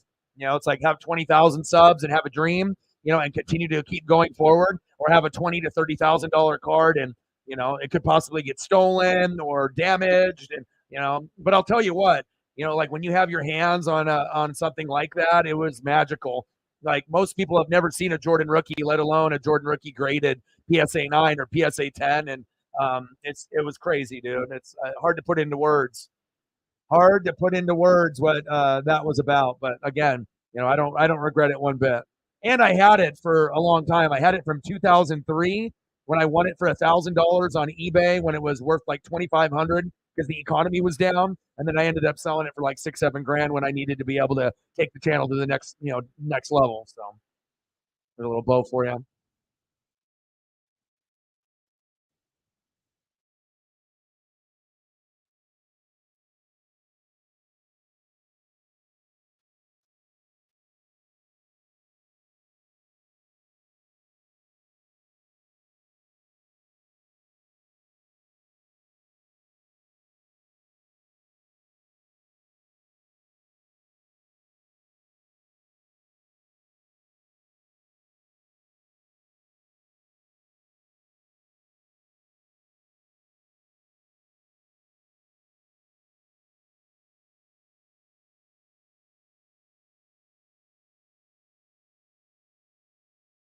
Got one more for you.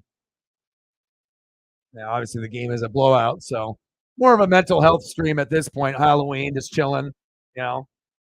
I'll still call the game and whatnot, but sometimes when we get into a situation where the game ends up being an absolute just blowout and it ends up just being kind of then we'll try to make the best of it with the people that we have in the room. Try to uplift everybody, make sure everyone's in a good mental headspace, and we'll have World Series game number 5, and hopefully that'll be a little bit more competitive. Raiders.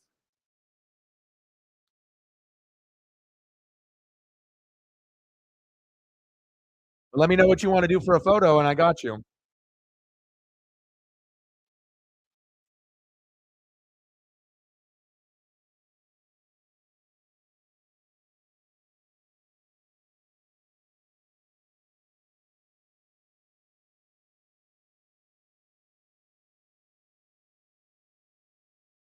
Elvis Andrews, perfect. I got you.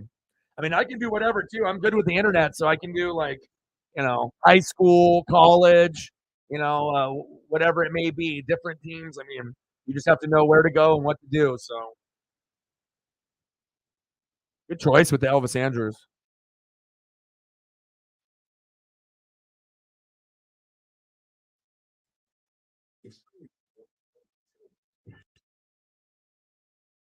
I appreciate you. It's always good when we can get more females on the channel too. Like I do have goals to try to get that back up to about 15%. I mean, I would love to be able to get it to a point where we could be like 50-50 or at least like, 60-40 and have more females that love sports or wrestling and have a good community and whatnot.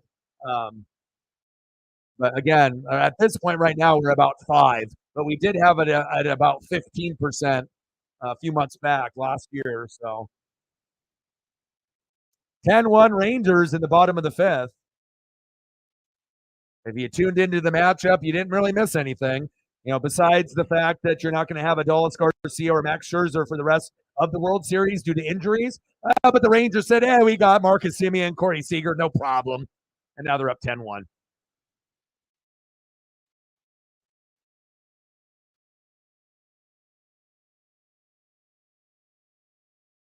Throw to first, 1 away.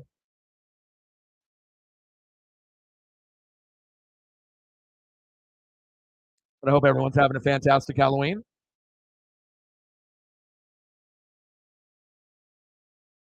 mean, if I had more, finances and whatnot, I would have, bought a costume and dressed up and whatnot, which I've done in the past. But no Tiger King costume for your boy this year.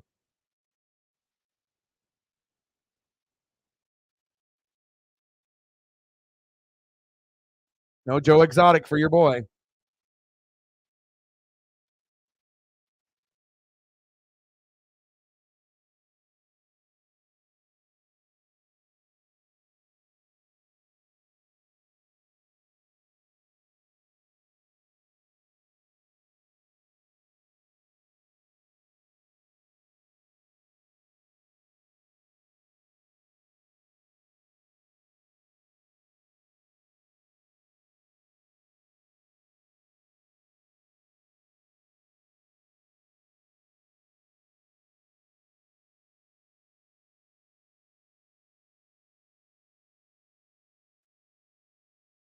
Pitch is low and outside. 2-2 count. Bottom of the 5th. Rangers 10. Diamondbacks 1. This World Series is over.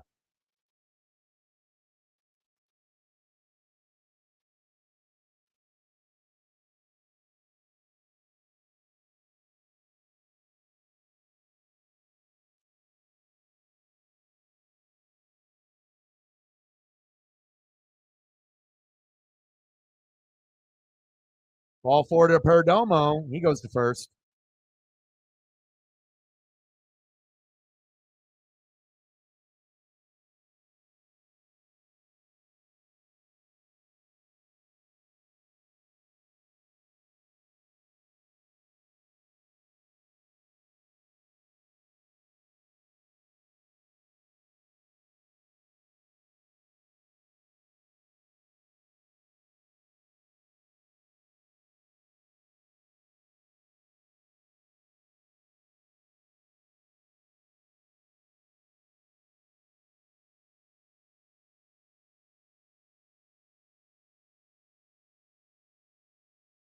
Hope you enjoyed those.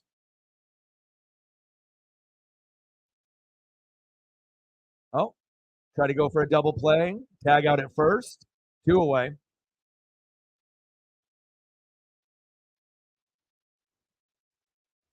Corbin Carroll up next.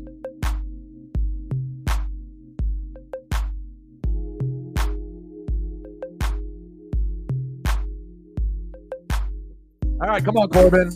Someone's got to do something here.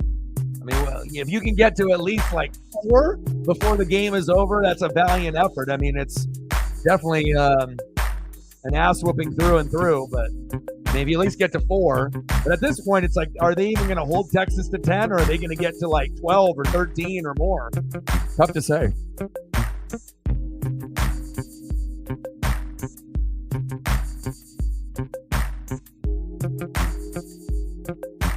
A lot of y'all don't like the candy corn, huh? I never really, I don't eat candy a whole lot that often, but like with the little pumpkins and the candy corn, I don't know, it didn't really bother me that much. Like, I know some people hate it and it tastes disgusting to them or whatever, but I don't know, the texture and the way that it tastes doesn't really bother me. Like, I don't hate it as much as other people do, but I can see why people don't like it. I feel like if you're going like black licorice candy, unless you like Jägermeister, like if you like Jaeger, then maybe you like the black licorice candy type stuff. But I mean, there's a lot of other stuff that tastes a little bit better, like little strawberry, candies, a little root beer, candies and whatnot. Or if you're a chocolate person, or if you like gummy bears, or or like kind of the sweet and sour type stuff. Or just like Skittles, Starburst type stuff as well. Somebody looking for any cards? No. I mean, if you're looking to sell some of your cards and whatnot, you could always try to do something on eBay and whatnot. But a lot of times it's like you're going to want to try to get some of the cards graded, because if it's not graded, a lot of people aren't going to be interested on base cards unless you have something that's worthwhile. Which it sounds like you probably do, but like you could have $100 Nolan Ryan and then you get it graded like a 9, and then it could end up being worth like $600. So it's like there's a lot of value. You might have to pay a little bit to get it graded through like PSA or BGS and get it slabbed. But like I got a couple, Julios. I got an Aaron Judge, auto, from his rookie year slabbed, and that's like $600, $700, $800. A couple Julio rookies worth about $200 to $300, $200 to $400, so $250 to $400 ish. So, but I don't got anyone that I know. Like I said, if you got cards, most people that collect cards, if you're young or if you grew up in the 80s and 90s, that shit was mass produced, and all those cards in the 80s and 90s really aren't worth a whole lot. But if you got stuff that's like from the 50s, the 60s, the 70s, there's a lot of value there. But again, getting them graded could really increase the value.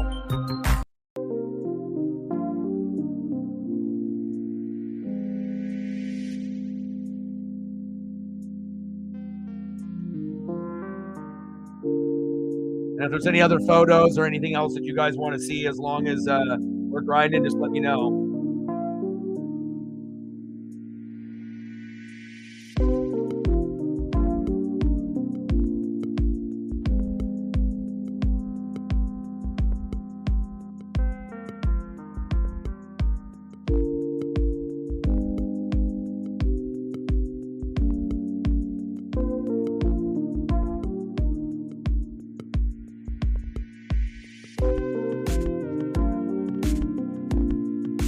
God, I was hoping that this game was going to be better. Like, I was hoping that the Diamondbacks were going to find a way to win, with the news of the injuries and whatnot, and they were going to find a way. But the Rangers are arguably the best team on the road in the playoffs, maybe ever. I'm not sure if I've ever seen a team go on the road and literally dominate almost every game on the road, all the way through the World Series and beyond. Pretty crazy.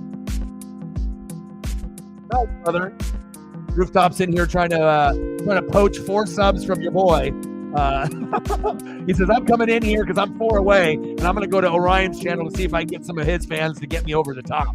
Is that what we're doing, Rooftop? Is that you didn't come in here to say hi. You're streaming the game. I'm streaming the game. You didn't come in here to just say what's up and say hi and see how I'm doing. You came in here to try to poach for 4 different subs from my people to try to get you over. And in most cases, I would say, that is not cool. But in your case, I like you, so we're good. I'm smart, bro. You can't roll shit past me. I got ESP. I'm not fucking stupid, okay? You know what I mean? If you would have done that to another channel, right, no big deal. They wouldn't be smart enough to pick that up. But Rooftop came in to try to get 4 subs to poach to be able to get him to that magic number because he's not getting it on his fucking channel right now. Is that what's going on? It's all good. You're lucky I like you. All right, so if we got a few people in the room that can help my boy out, 4 subs away from 1,000. He's been grinding left and right, just like your boy. And we're both in here in the Pacific Northwest. Big Mariner fan. We've done a co-stream, obviously for the Seahawks and the Giants a few weeks back. So if you haven't subbed to Rooftop, please do that. And I got you, man. Like I said, there's going to be other YouTubers that aren't going to help you out. And you've been able to collab with a number of different people, which is you're pretty lucky because in all honesty, a lot of times when people try to collab with others, it doesn't work out. But it also depends on where the other person is at sub-wise. But you've been pretty lucky with the people that you've asked that most of the people have not turned you down. They've actually have been trying to help you. So obviously they like you. And if they didn't like you, they wouldn't have done that, including myself. And let's get him. Let's get him to 1,000. Let's get him to that magic number so that way that he can get monetized. He said, I said, yo, but you came in with a yo, but in your intention was to try to come here to get 4 subs to get you over the top. Your boy ain't stupid, okay? I'm Asian. Recognize. Oh, baby. Get Rooftop to the magic number. He needs 4. I've already subbed. Have you subbed to his channel? Please do. He would really appreciate it. He works very, very hard. And plus, I got you with the scoreboard, which most people would have said, fuck off, learn, do it on your own, go watch a YouTube tutorial, but I didn't do that. So, it's always a good thing that, you can help people out, regardless if I was at 20,000 subs or if I was at a similar number to you. I still would have given you, that good advice, on being able to set it up the right way, and getting everything situated. And I'm always going to give you positive feedback. You're going to be like my little brother. I'm going to try to help you out and give you the best advice that I can give you. The only other thing that I can mention and notice is like with your thumbnails, right? You got to do a better font. There's going to be certain fonts that look trash, that make the thumbnail not look good. But when you end up going through your different programs based on what you're using, right? Whether you're using like a pixel style photo editor, like me, or if you're ending up using Photoshop, make sure you go through like the 100 options of font and make sure you're hitting the bold and the non-bold and going over the different sizes, because depending on the font that you use on your thumbnail, it's either going to look good and look professional or it's going to look like shit. And that's just the honest truth, because I've gone that route as well. And I've used Canva also. But if you end up actually taking the time, to go through and different size, different shape, different color, bold, non-bold, and make sure you're going through all those different fonts. There should be certain ones that pop out to you with your swagger and your type of, vibe. And you don't want to just use your, whatever, Arial black or whatever the standard one. Make sure you're going through that, because there's going to be different ones that will pop that will look better. And the reason I'm saying it is because I went through that phase as well, that I didn't really know how to make thumbnails. I tried the best that I could do, but, I didn't really know what I was doing. And sometimes when you're just doing like a default font and you're not going through all of them, you're missing out on an opportunity. And I know it sounds kind of silly that a font could make a big difference, but it could. It can make a huge difference on your thumbs just based off the size and the font that you're using. So that's the one advice that I would give you. But you're moving along. You're doing a lot of content, Mariners and beyond, with the Astros and the Rangers and everything else. And hopefully we can get you to that magic number.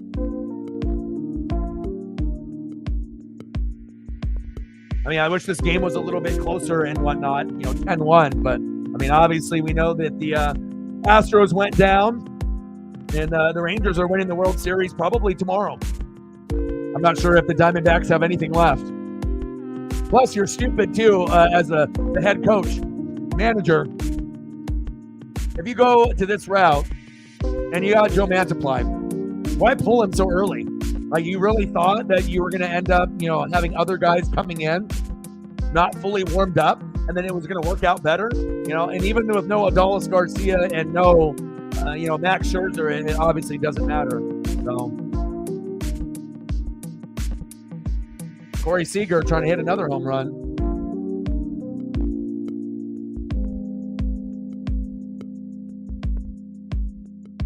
Well, game is so bad, you had to come in here to try to get 4 subs to get you to fucking 1,000. Let's be honest.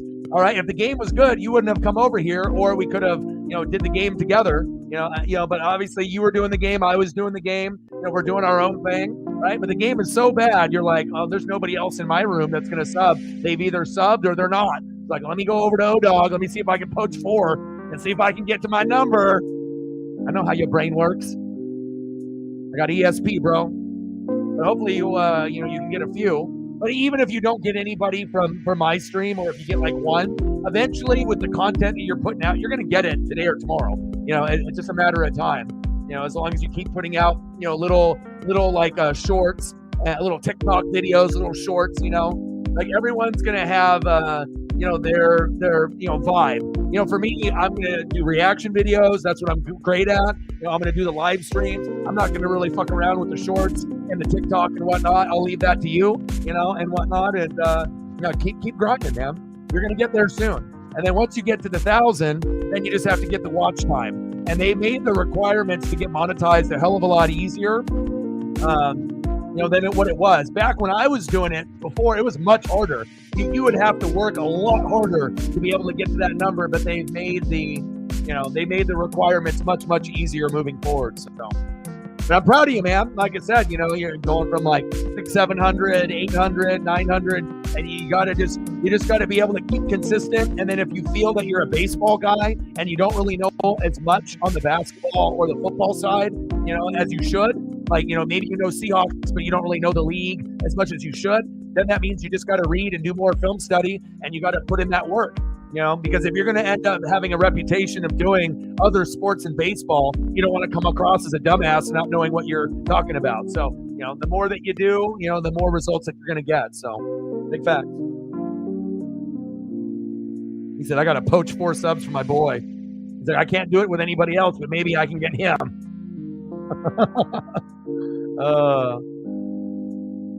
10-1 Rangers.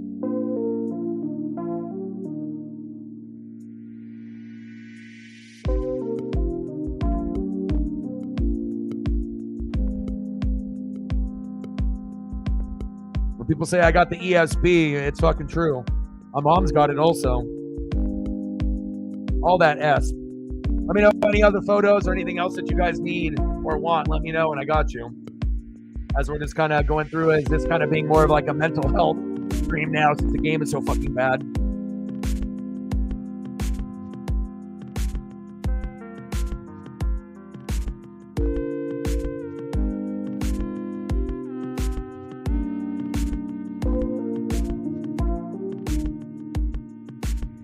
Yeah. Plus, also too, remember, you're gonna want to be able to get subs from people that are gonna stick around. Not just a sub that's gonna be here for a day and then 2 weeks later they're gonna unsub. People on YouTube, they're very, very fickle. People on YouTube are the hardest people to get a sub from, and let alone on top of that, they're the hardest ones to retain.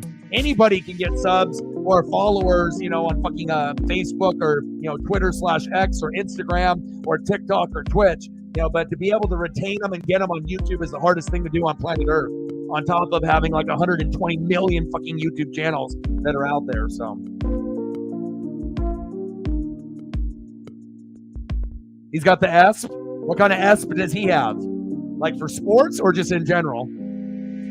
Like like the telekinesis and like reading minds and ESP. I mean, that shit is real. I mean, it's one thing to be able to like move objects with your brain, and whatnot. Because I feel like people are like, they're like, oh, we have to do it with like robots or AI or technology and whatnot. But I feel like there's a lot of like hidden things with like, with life and the human brain that people still don't even understand to this day. You're like, I want some nachos. All right, I got you. Throw to first, 1 away. Bottom of the 6th, 10-1. Looking at nachos might be better than looking at this game.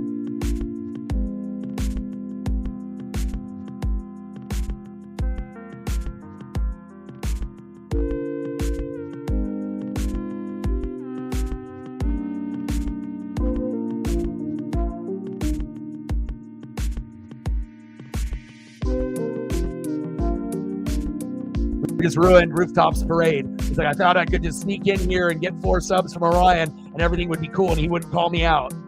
He's like, oh, he got me. He got me.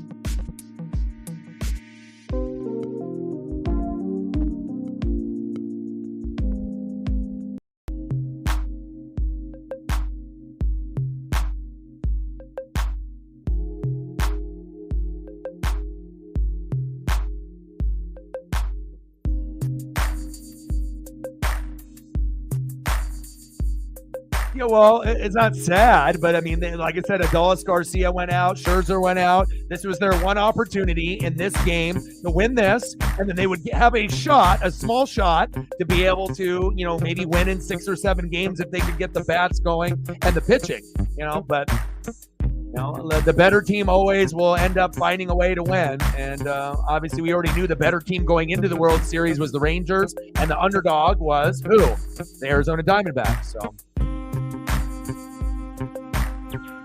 Man, Nachos looks damn good. First World Series for the Rangers, and it's because of Bruce Bochy, man. Kept telling y'all. You know, people always want to say it's the players, it's the players, it's the players. You know, the players are a part of it, but you got a good head coach and a good manager. I mean, that really does make a big difference. Especially someone that's been there and done that with Mad Bum, Tim Lincecum, Buster Posey, you know.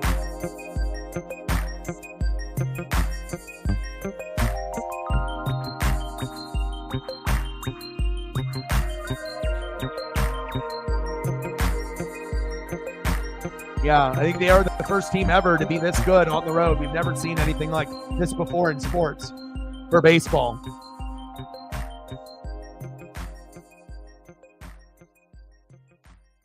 Throw to first. Safe.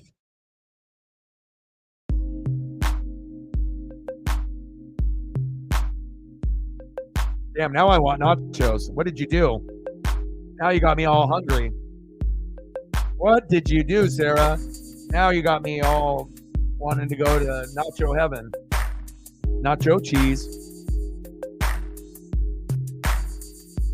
Damn, that looks. There's nothing that looks better than an HD 4K food. I don't care. There's like we have sport photos, you know, and all these other things. I'm telling you, nothing looks better. You know, basketball, baseball, football, wrestlers, cars, you know, rappers, singers, whatever. It doesn't even compare to something like this. I don't give a shit what anyone says. Oh, you're good. Well, we were hoping for, you know, a 6 or 7 game series, but, you know, and I only thought that the Diamondbacks had a chance to be able to extend the series or win it in 6 or 7 if they won the first 2 games on the road. They lost that emotional game 1, and I thought they're going to be done in 5. Rangers are going to win in 5, and it looks like the sports gods are going to make that happen. They're going to win here. They're going to win tomorrow when I stream, and then we'll go into the Titans and Steelers on Thursday Night Football.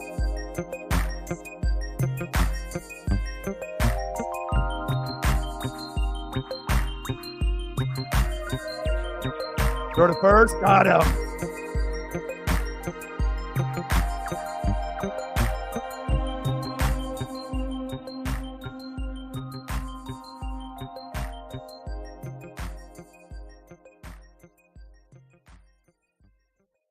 Yeah, well, it is going to hold. There's no way in hell. There's no scenario that you could bring up. I mean, hell, you could even insert, you know, whoever, you know, other players from other teams onto the Diamondbacks. You're still not going to be able to get 9 runs. Not happening.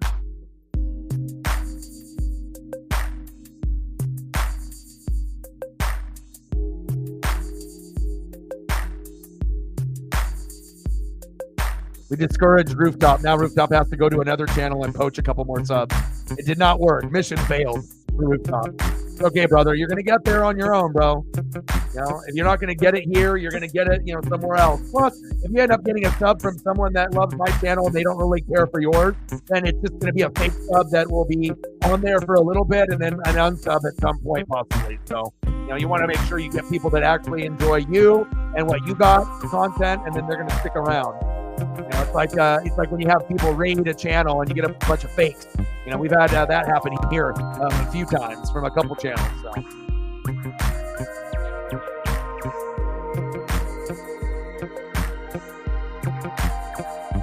Good.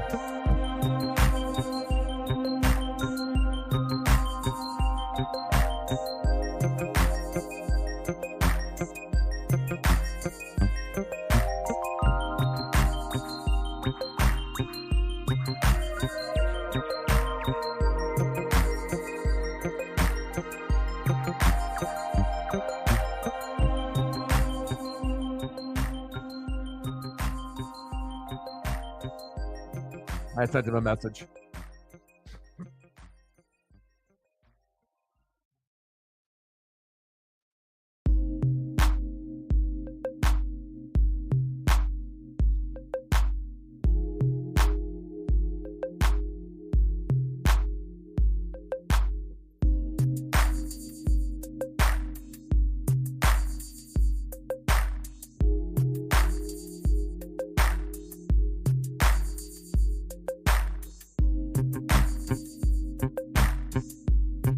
All right, delete some of these other photos.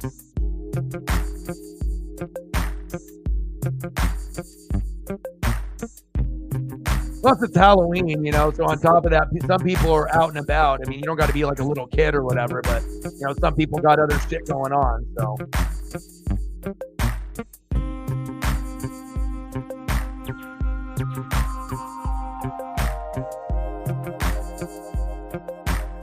Let's see if we can get a goat to come through to save us.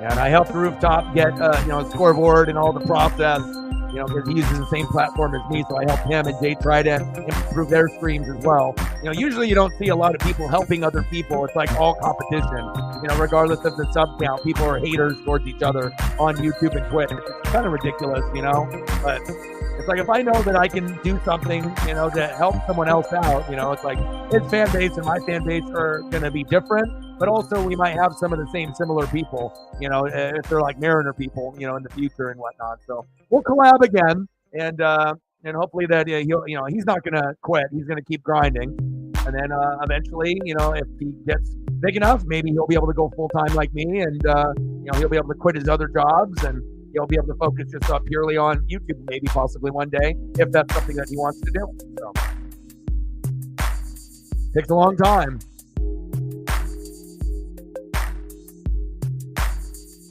All right, we're in the top of the seventh, 10-1 Rangers. I wish this game was, you know, a closer game. It's, you know, it's kind of just, you know, it's we already know what it is.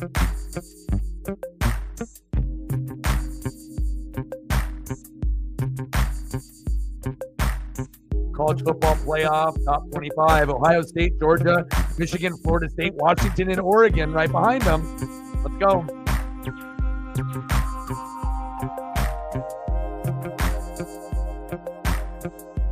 Yeah, who's going to end up doing something like this? Like, you know what I'm saying? Who is actually going to do something like this? Like the Astros or the Rangers? And maybe those are the only two teams that could probably do something like this. Or maybe the Atlanta Braves one day, if they can ever figure out how to win, you know, instead of having the best record all year and then, you know, just kind of shitting the bed. So.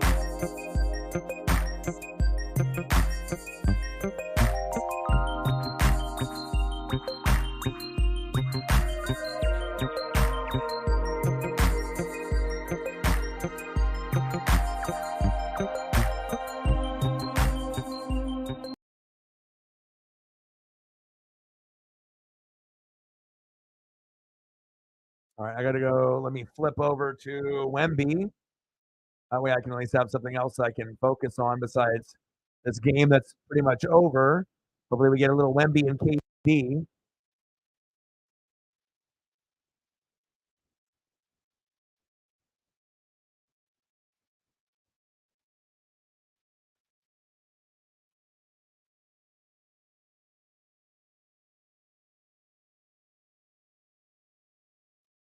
All right, 10-7 Suns, 10-1 Rangers.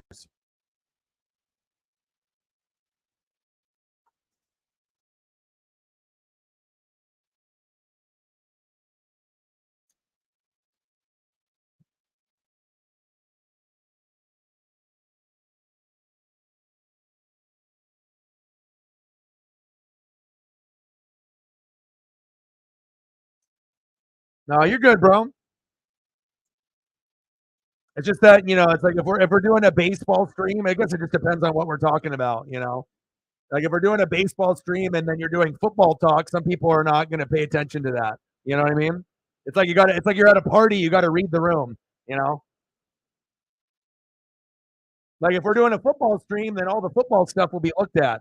But if we're doing like wrestling or basketball or baseball or NASCAR, and then you're dropping a bunch of knowledge on the football stuff, it's going to go over a lot of people's heads. But you're good, bro. I always have to keep it 100. But I appreciate everything that anyone is willing to talk about and saying. I always like all your comments. I read everything. But you just have to understand, just because I'm interested in something doesn't mean that everyone else in the room is. So sometimes you got to read the room depending on what kind of stream we're doing.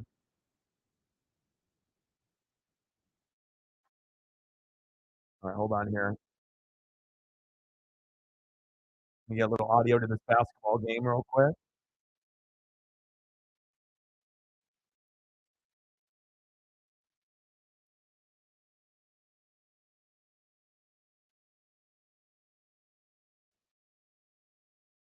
13-7 Suns.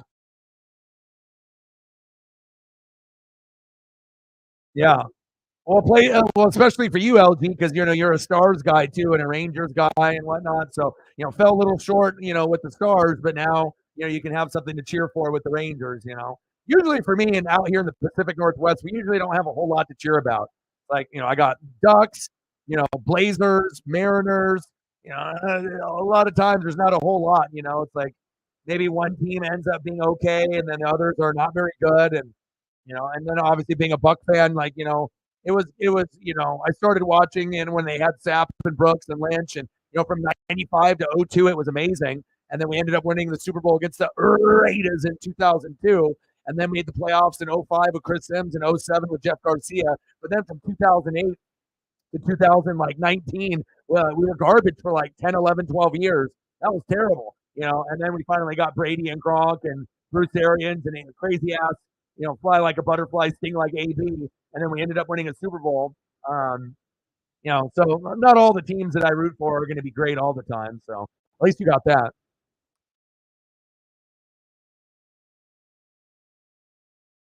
All right, 13-7 Suns. Where the hell's Wemby? Nurkic on the Suns looks weird.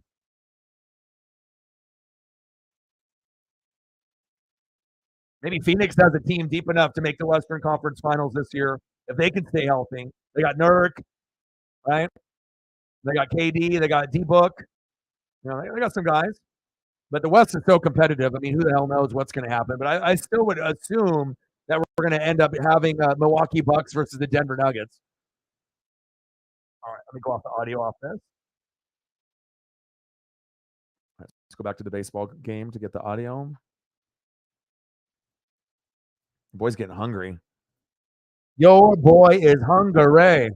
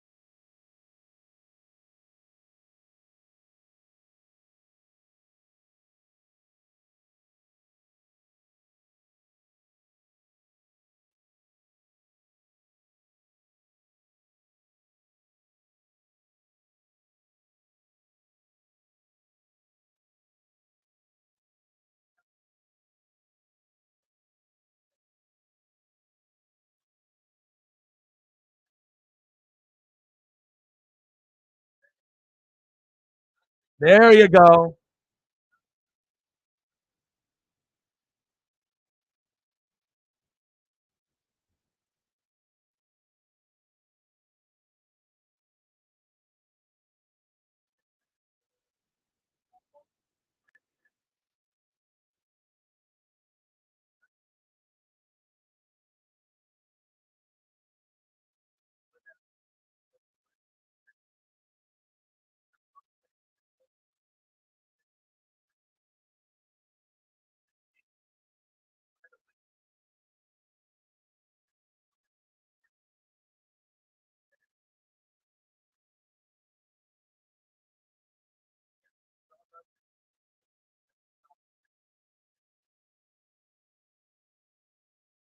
I just went to rooftop and told him to fix his scoreboard to make sure it matches, underneath.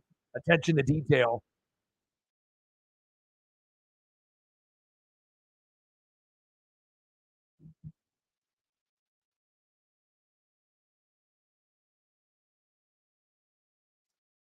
All right.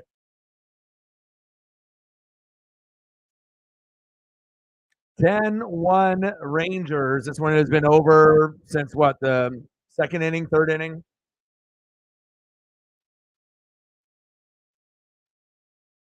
CA. Yo ho ho, CA from Japan here. The Japan series turning out to be intense. Oryx pulled out a 5-4 win over Hanshin yesterday. Intense ending. Oryx Blue Wave. How are you, man? I was hoping that this was going to be a little bit more competitive, but no Adolis Garcia, no Max Scherzer. You have an opportunity as the Diamondbacks to be able to take advantage, and then all of a sudden, Cory, Seager, and company decide to go crazy and 10-1. I mean, I think the World Series will be over tomorrow, so we'll do World Series Game 5 tomorrow when the Rangers win, and then we'll do the Titans and the Steelers on Thursday. But I hope that you're doing well. I know you've been working a lot. Great to see you in the room whenever you can stop in.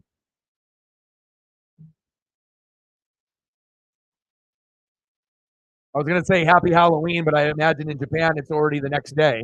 So it's not even Halloween. It's already the next day over there. It's Wednesday, I assume. So,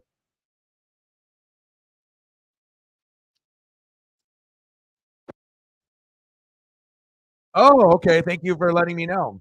The Oryx Buffaloes. Oh, so yeah. I haven't. I mean, the last time I really followed Oryx was only when Ichiro was on it. So thank you for that information. So that way I don't look like an idiot, huh? Even though no one else would actually know that information besides us. But I like to be able to be educated. I like to learn something new every day. And you got me something new. The Oryx Buffaloes. Blue Wave sounds better. Yeah, one of these days I'll have to try to find that Ichiro postcard that I have from Japan. It's like a postcard slash baseball card. It's very cool. Kind of like holographic on the front. It's very cool. 22-12, Suns beating up on the Spurs. Let's see, is Wemby out there? I don't see him. Maybe Wemby's on the bench. And then we got bottom of the seventh, Rangers 10, Diamondbacks 1.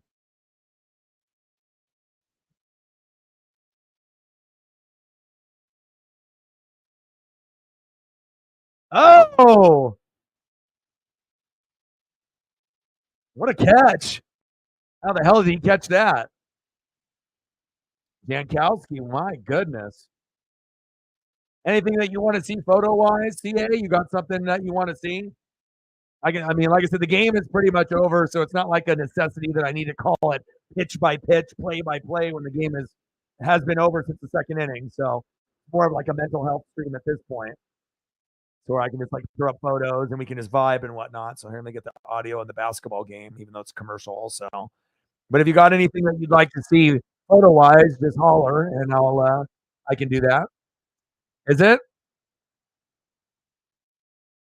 I did see that. I had a friend, my girl Zini. She actually sent me a photo of her this morning going to work, and there was snow in Wisconsin already out there today. If I didn't talk to her, I would have never known that. But yeah, that's crazy. Maybe we can do some Tokyo photos. Let me see if I can find some fire Tokyo photos. I need to go back to Japan. I think that I would only be able to live in a few places. Oregon, Washington, California, maybe Hawaii, possibly Japan. Not too many places, but I don't know if I could ever see myself leaving Oregon.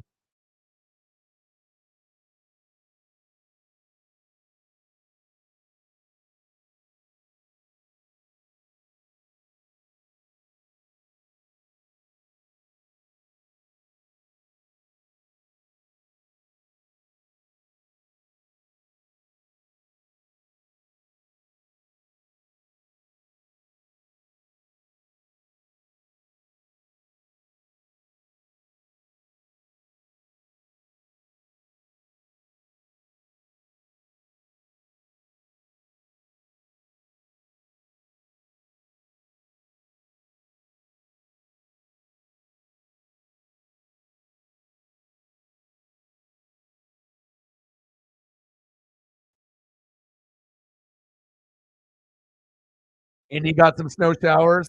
Crazy. It's October. Like, can't we wait until like closer to December? But for some of y'all, that cold front comes in and yeah, that's crazy.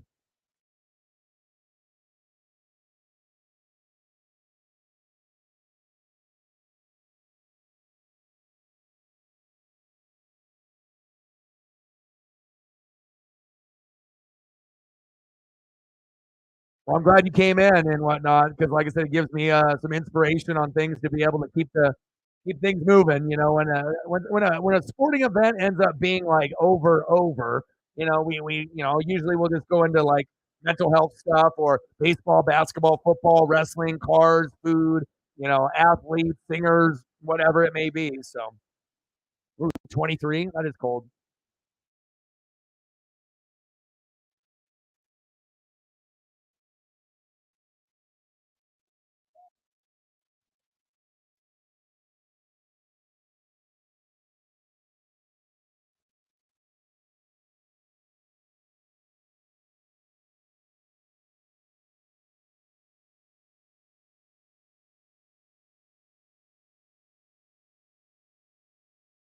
And besides the city, I got to actually show like nature.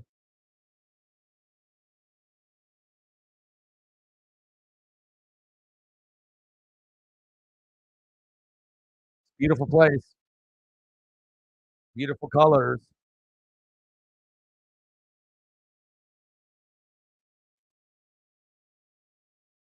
Like something straight out of a movie or a video game or something that almost doesn't look like it's real.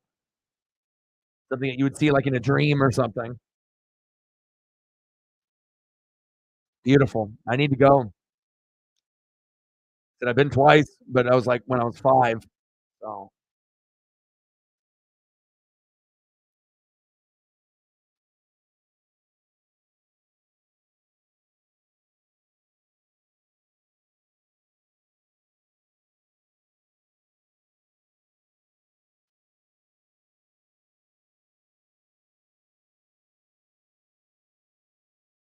there's Wemby. Where are you, Wemby?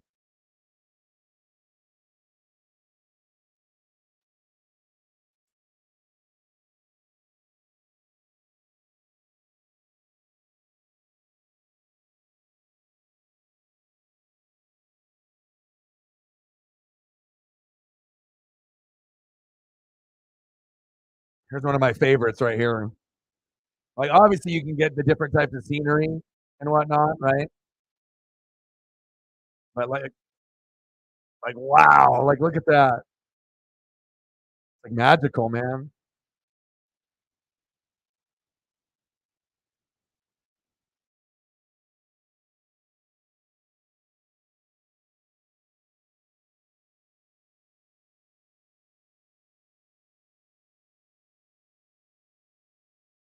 All right, let me go off the NBA audio and go back to the game here. 11-1 Rangers. This is embarrassing. Top of the 8th.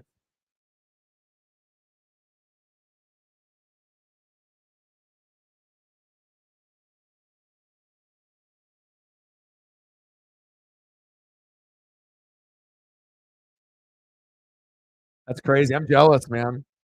So what's the I know you've been living there for a while. Used to live in the States, and then now you live over there, and you've been there for quite a long time. What is the best thing, in your opinion, that Tokyo and in Japan has to offer for you personally? Scenery, the food, or something else. That's over. Ova.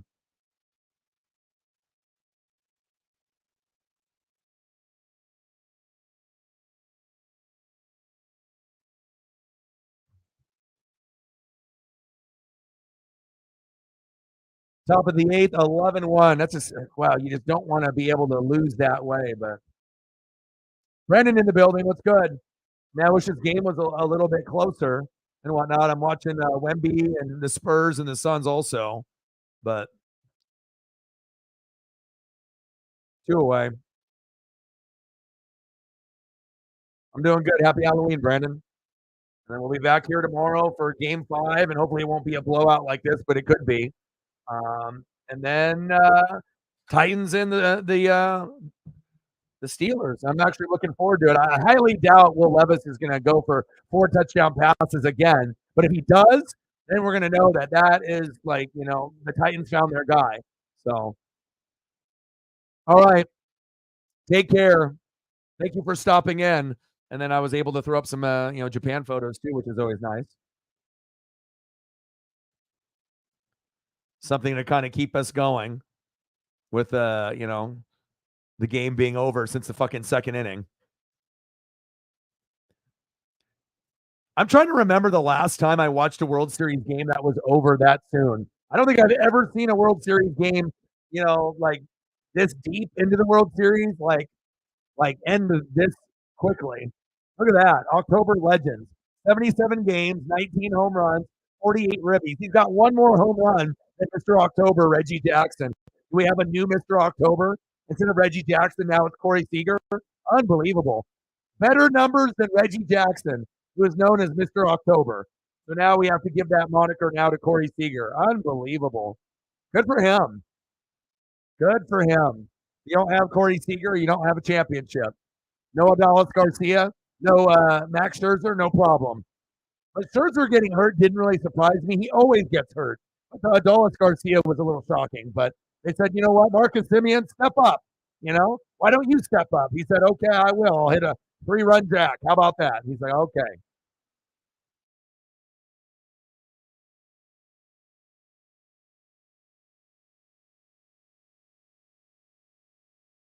$15, 85 to go. And we got a couple new people coming through subbing and showing love, like David Chappelle, not Dave Chappelle, not his dad, and Miss Ginn.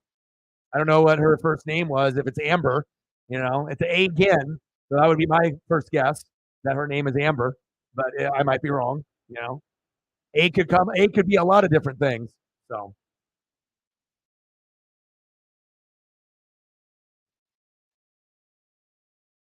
but she donated twice, which is very kind to her.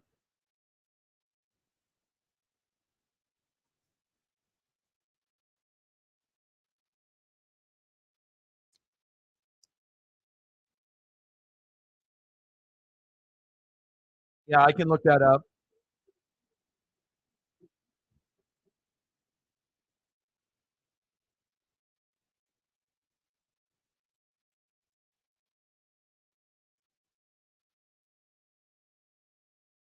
Rockets play tomorrow at 5 against the Hornets.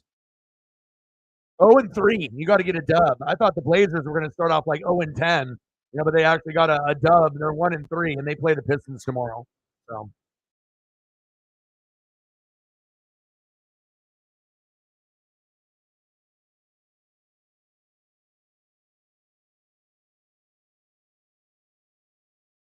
all right. Well, the stream will be over here in just a few minutes. So, anything that you guys want to see photo wise, just fucking holler. I don't really care what we decide to do. You know, I should probably do at least one Halloween photo since it's fucking Halloween, right? Maybe I should do some horror stuff or something.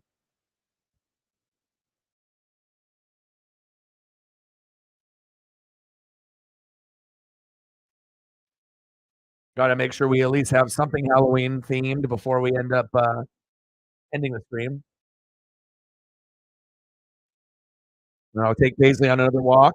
And then with all the generous donations, besides me having to, get new lights, for the stream, and which will be showing up tomorrow, I ended up taking Paisley to get her nails trimmed and a body wash from Dad. And so she got her nails trimmed and she got washed. So now she's soft and clean and she's just loving life. So she is good.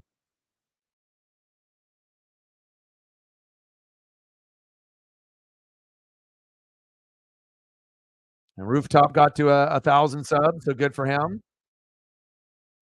And we'll collab, and I'll help him grow as much as I can, and I'll embarrass him and call him out whenever I can as well.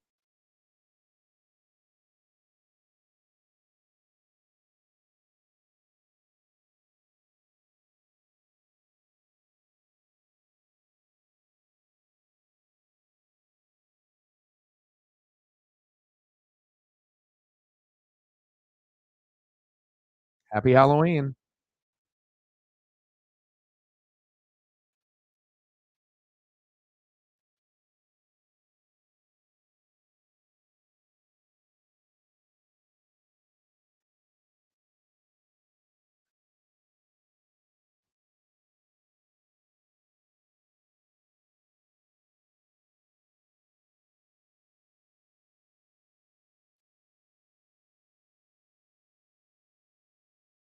Let's get Matt's favorite boy band. Backstreet's back. All right.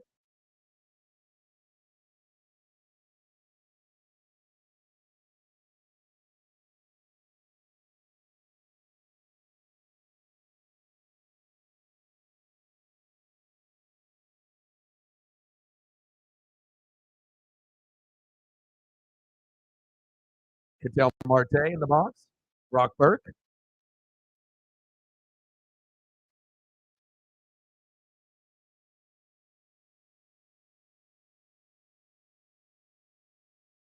Paper Airplane's getting more airtime than the D-back. Yeah, true. Yeah, absolutely true. Yeah, but there's nothing wrong with Backstreet Boys or NSYNC or 98 Degrees. Fuck, I owned all three albums on CD. Like I listened to everything. So if something was popular, I mean, of course, I like Ozzy and rap and everything. But when pop, when you actually had MTV, actually had videos, and BET had 106 in Park, and then obviously you had Carson Daly and TRL. I listened to a little bit of everything.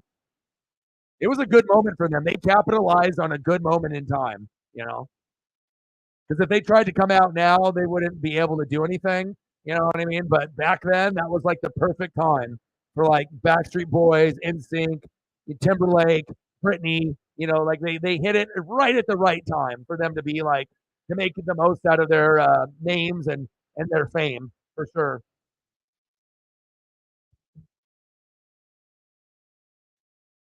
Diamondbacks, they just got dominated. Domination dogs. 2-2 pitch. Popped up. One away. Next up, right fielder Corbin Carroll.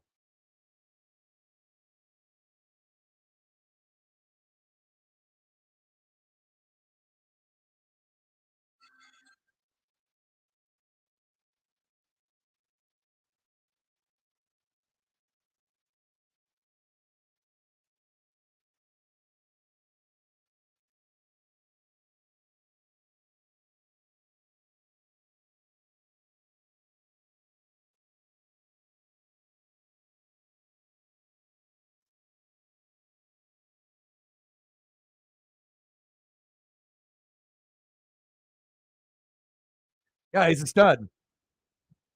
Cadell Marte is really, really good. Corbin Carroll is really, really good. Even Christian Walker has his moments as well.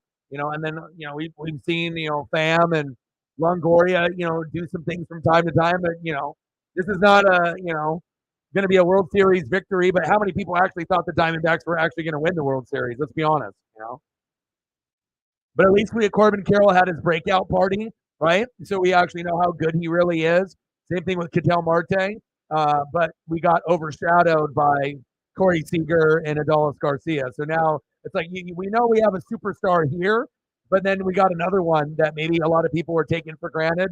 And this guy is the new Mr. October, even over Reggie Jackson. So that's pretty impressive. Like, who would have thought? And that's why sports is so great. You either watch it and you're a part of it and you experience it, or you just look it on your timeline and you don't really know what happened. So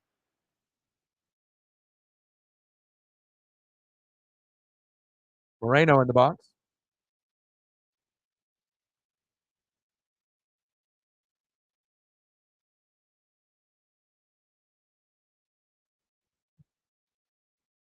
1-1 pitch is outside. 2-1 count.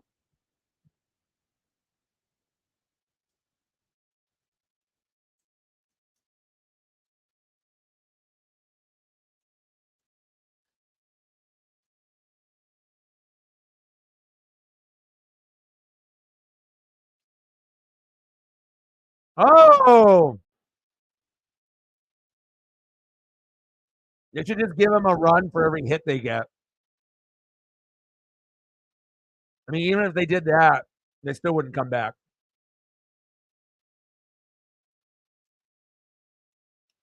That was before the game started. After the second inning.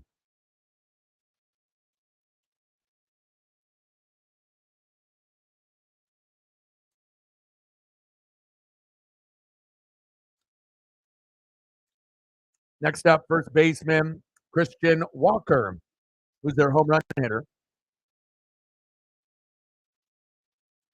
It would be nice if you hit a homer and they can get it to 11-4. Then you're going to lose, but, you know.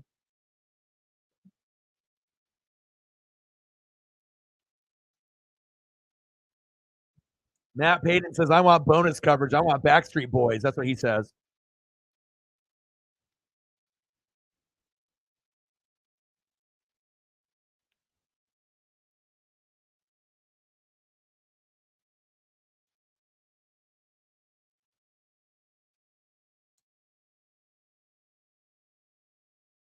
Yeah, I like Corbin Carroll too.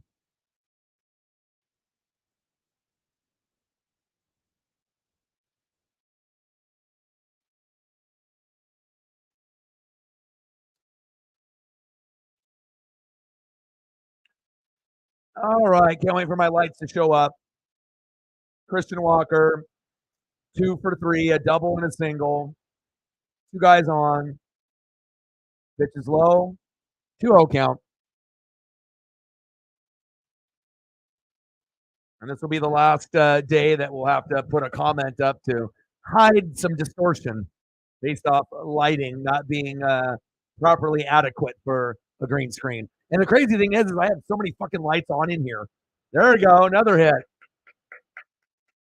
And I got 3 fucking lights in here, but I need more. Like, you got to have that bright. That night bright. Now the Diamondback fans start to wake up. They were sleeping the whole game. Next up, DH Tommy Pham.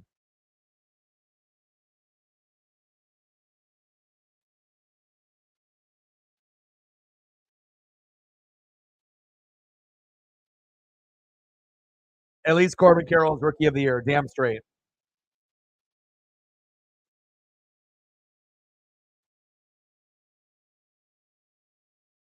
Nice. We're 1 sub away from 20,130. There we go. Starting to kind of, slowly but surely kind of just, keep it moving. And obviously, I didn't do any reaction videos earlier. I was going to, but the lighting was a situation. So I didn't want to, do any of reaction videos with my lighting, and I was going to have distortion on the screen. So I still ended up getting quite a few of them out this week. But once I end up getting everything fixed, then we'll get back to normal, as long as the games are good enough to do a reaction video too. So.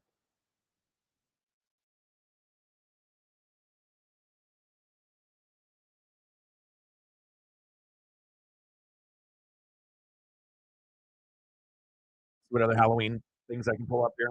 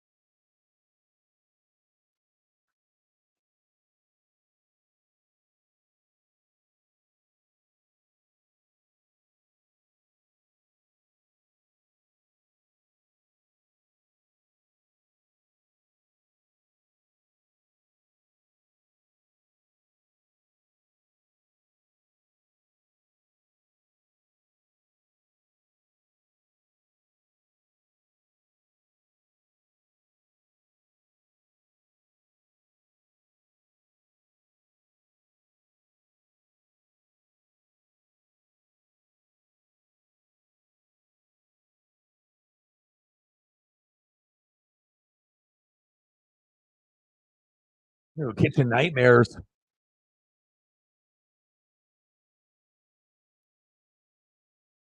Miracle Dog. Happy Halloween. When you watch the Diamondbacks get their ass kicked on Halloween, baby.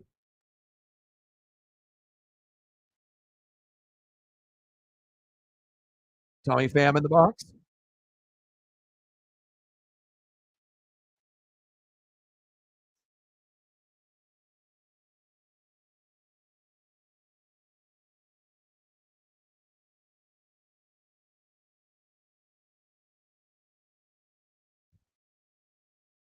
Bases loaded. 1 for 3 for Tommy Pham.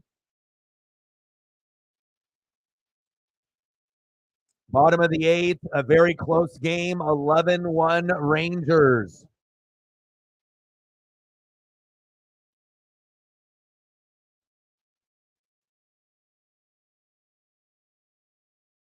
True dat.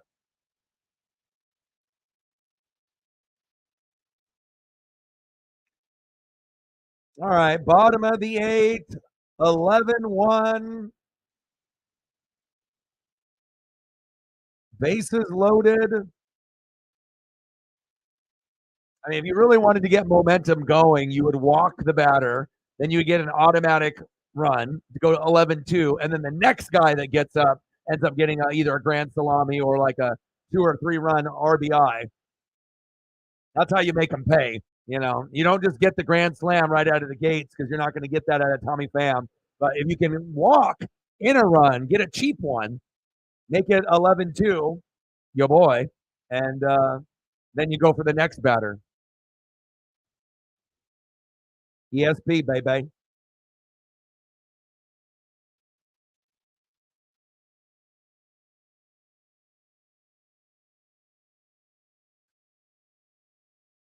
My ESP is strong.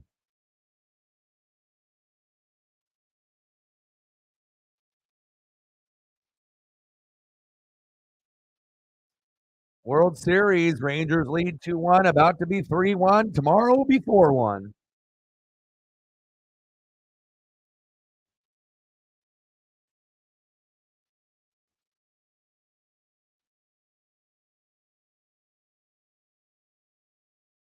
Stratton. Only Stratton I want to know is Tiffany. Come on, Rangers. Your boy needs dinner. I need to go exercise, take Paisley for a walk.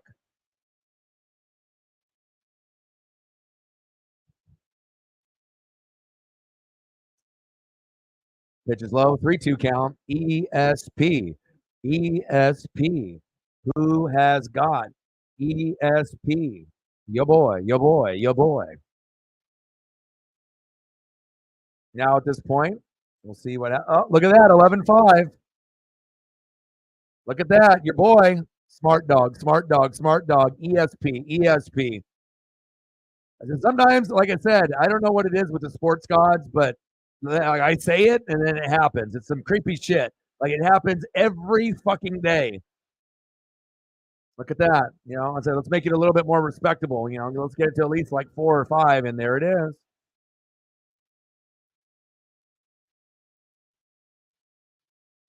There you go, fam. It's always going to be that next guy, you know, after that either sacrifice fly or that, you know, you walk in a run. Nice job. Should have had Tiffany Stratton in there. Maybe they wouldn't have given up that.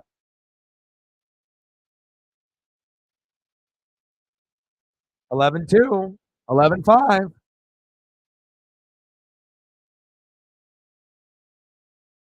Well, good for them. I mean, they got their ass whooped, but at least they kept fighting, you know. I had a weird feeling, and that's why I said it. I really did think that they were going to get to like 4 or 5.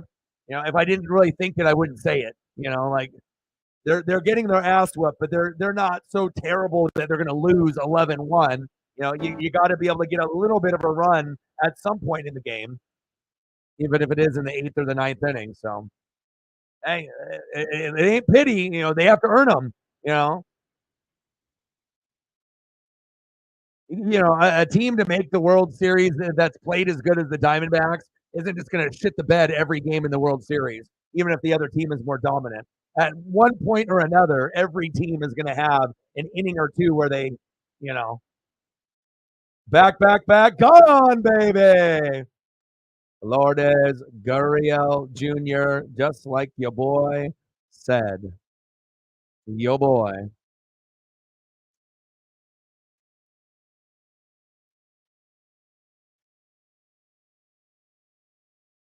Sports gods. I don't know, man. I mean, eventually the networks and the other channels will start to realize my ESP is real. You know, it's not just something that we talk about. It just fucking happens every fucking day. 11-5. I mean, imagine if they were only down, let's say 6-1, and then now you have it 6-5. Then anything could happen. But you just got fucking obliterated in the first two innings of 5-5.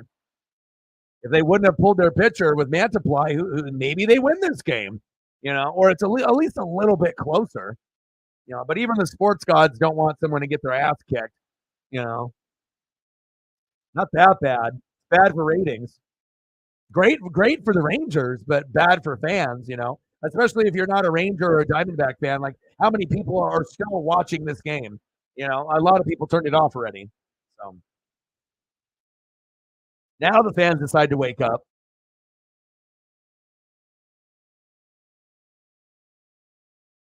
Thomas, dribbler, and he's out. But at least they got to 5. Good for them.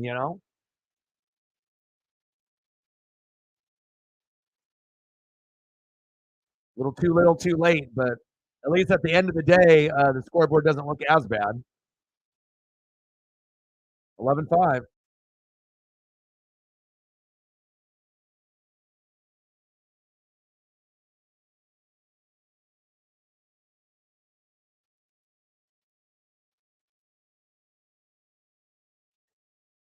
All right, one more inning.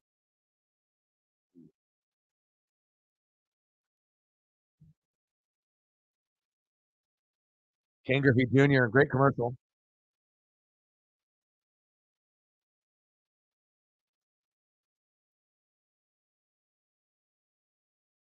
Happy Halloween.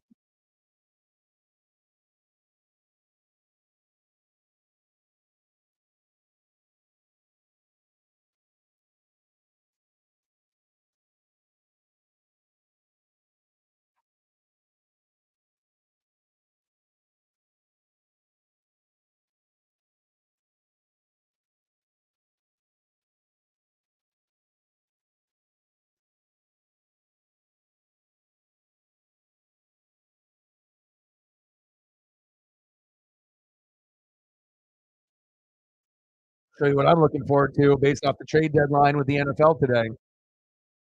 This is what I'm looking forward to.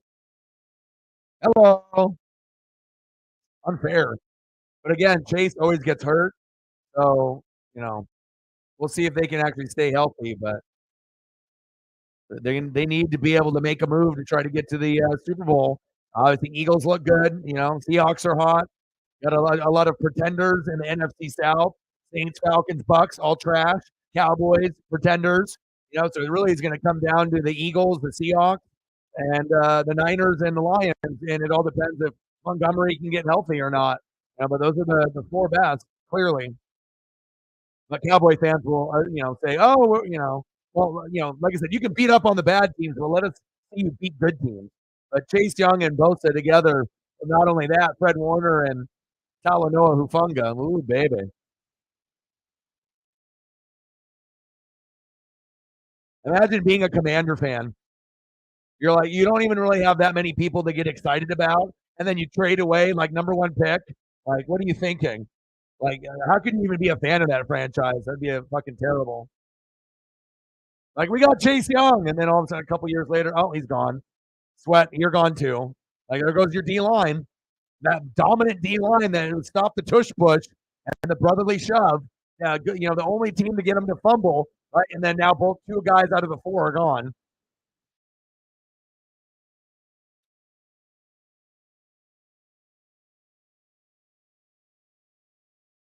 Seager, another hit. Golly, this guy's just something else.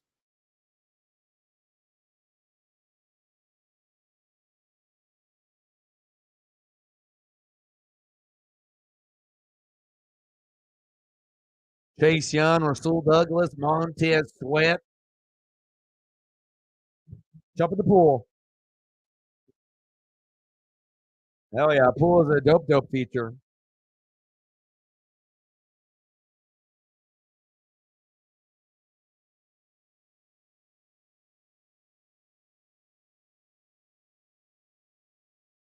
Wow, and he got the ball? No way. That was sweet. Go in there and act a fool, be drunk, jump in a pool, and then get a ball? My goodness.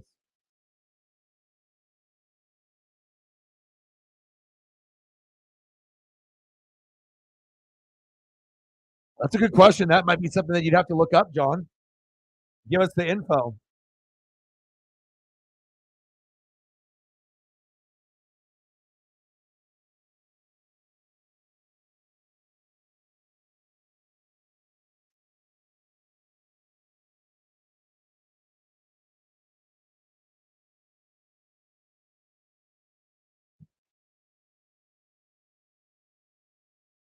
Top of the ninth, 0-2 pitch. Pitch is low and inside. 1-2 count.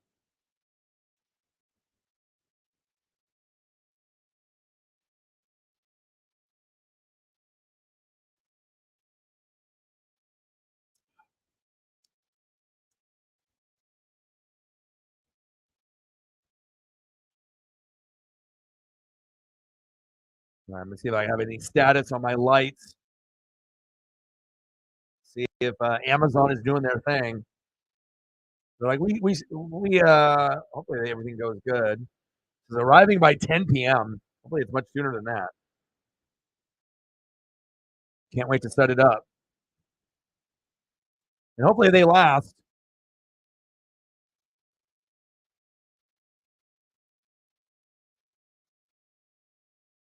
Golly, they're just stretching this shit out forever, huh?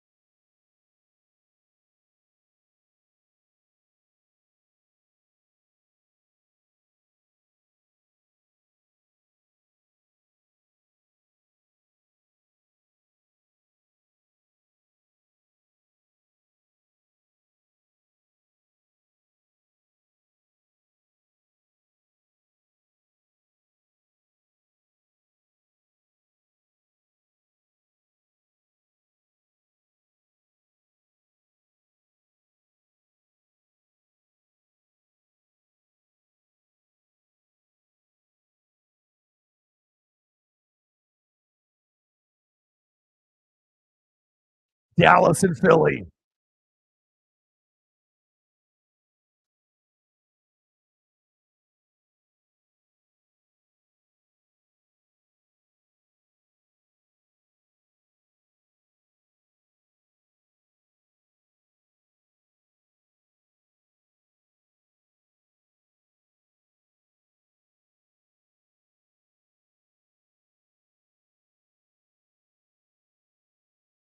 See if I can find any costume.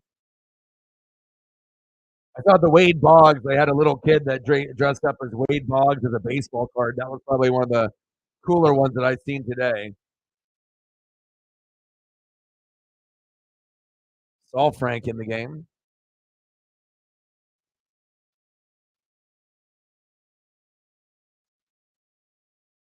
Evan Carter just got hit in the hand. Diamondbacks and the Jags, and that's it, huh?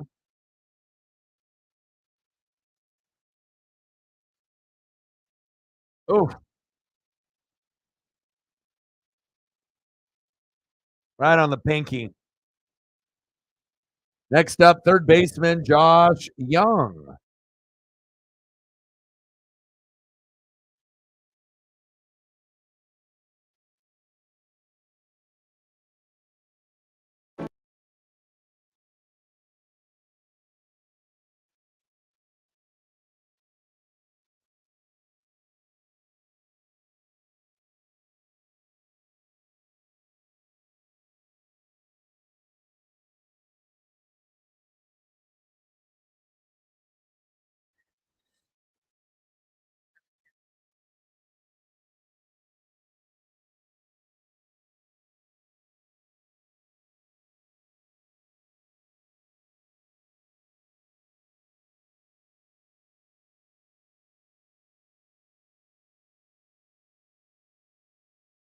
God, they're just stretching this fucking game out as long as they can, can't they?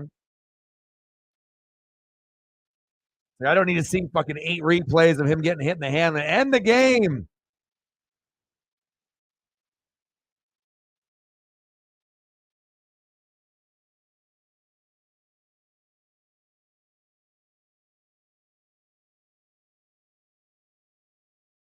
Yeah.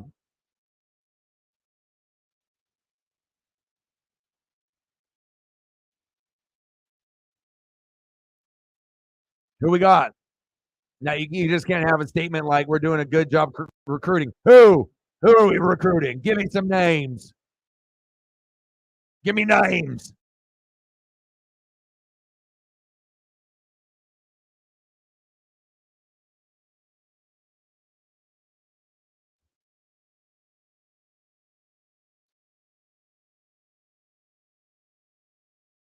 Chopper. Routine play. 1, 2. Got him. All right, we're going to the bottom of the ninth. Thank God. Golly. Happy Halloween. Blowout, blowout, blowout.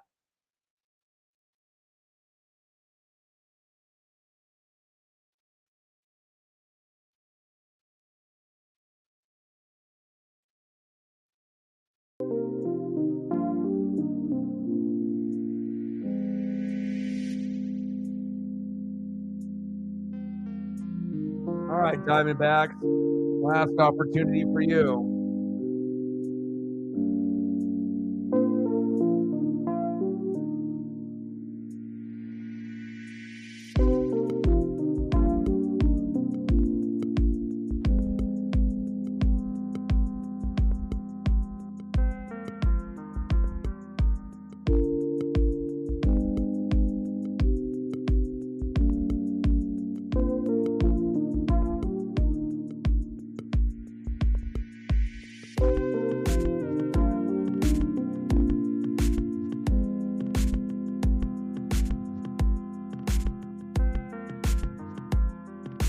God, Wemby is something.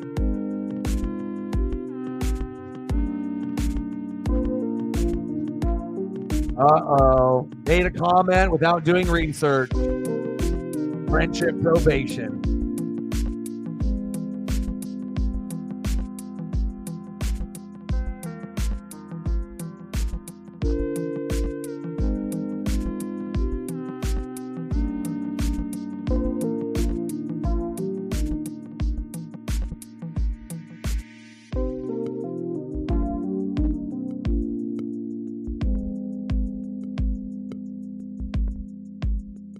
I didn't know he was going to call me out. Uh-oh. You got to do your research, bro.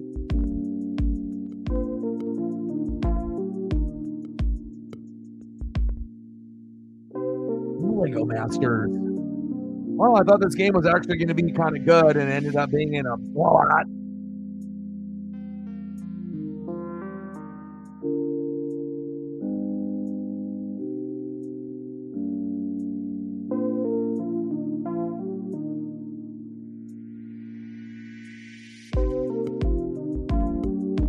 All right, 11-5. Let's go. Let's go. Another pitching change. Jesus Christ. What the hell are they doing? Fucking A, Bochy. Don't you know your boy needs to go on a walk and fucking eat some dinner?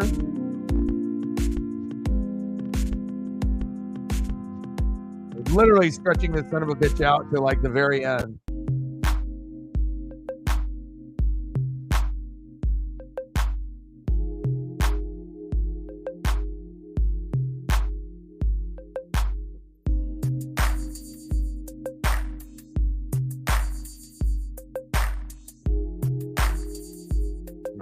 I gotta pull up. I gotta pull up to see what Wemby's doing if we're gonna be doing fucking commercial after commercial. Hopefully it's not halftime. Of course it's a commercial.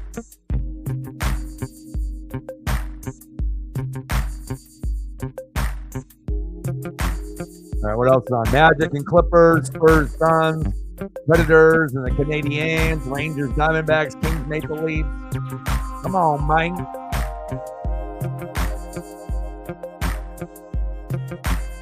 Happy Halloween.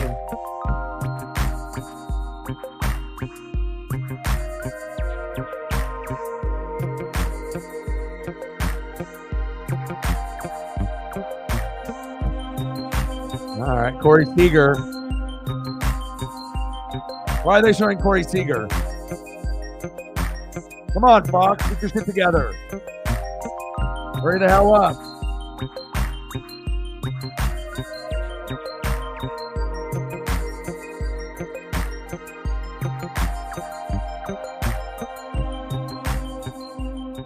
Jesus. Yeah, if you want to dip, you can dip. Like I said, I'm going to end the stream here soon, so. And then we'll be back at it tomorrow for Game 5, and then we'll do Titans and Steelers on Thursday.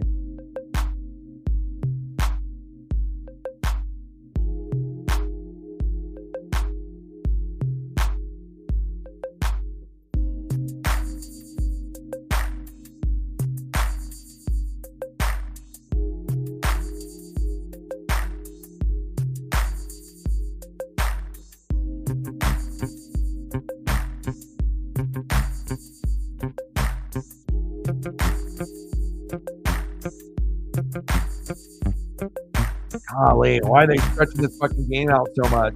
It's been over forever. Let's go.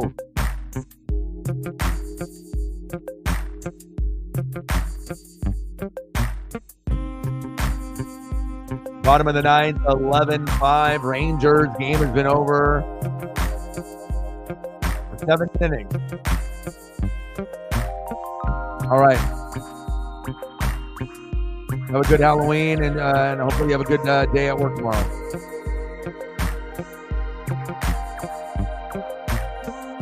Get some sleep.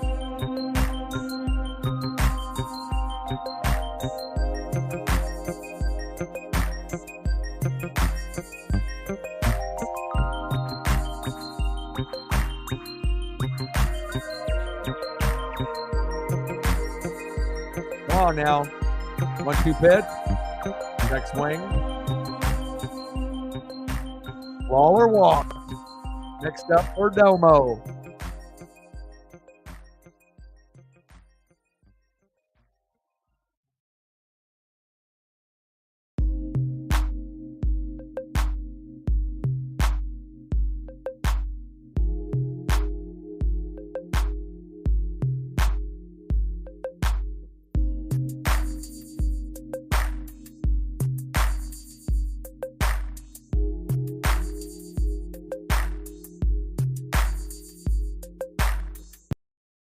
Go, baby. Game is just going on and on and on.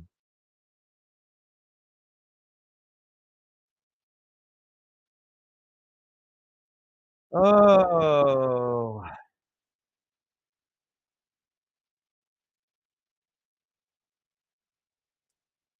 There's the walk. Fans cheering like they're down by 1 run. Like they realize they're down by more than that, right? Perdomo single to right. Lawler to third. Now they're starting to wake up. Okay. Next up, Ketel Marte.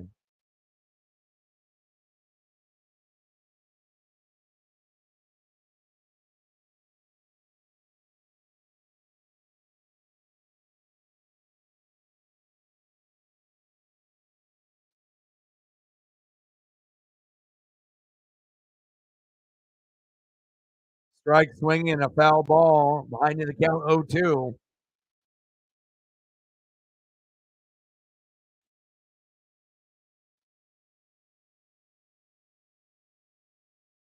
Like if Diamondbacks could actually get some fucking hits and runs before the 8th and the 9th inning, they might have been able to be pretty close here. Down 6 runs. Marte struck out swinging, 1 away.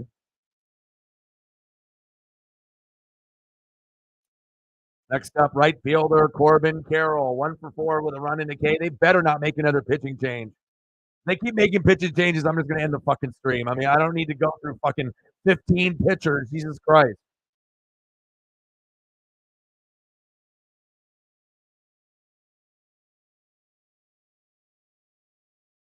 Pitch to Corbin Carroll.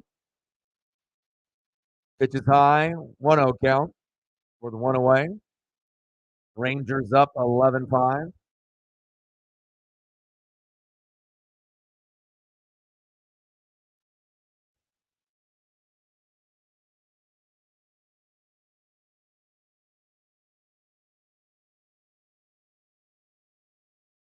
Four-seam fastball for a ball. Strike looking 1-1 count. Slider strike swinging 1-2 count. Uh-oh. All right, this is who we got. This is who we got. That's a lot of names, bro.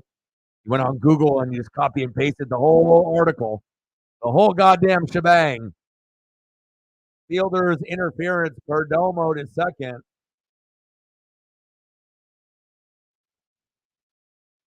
Foul ball.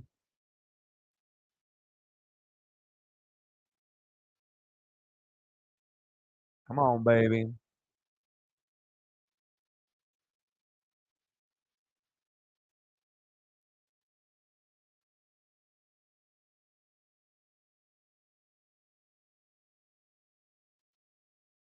Runners at second and third.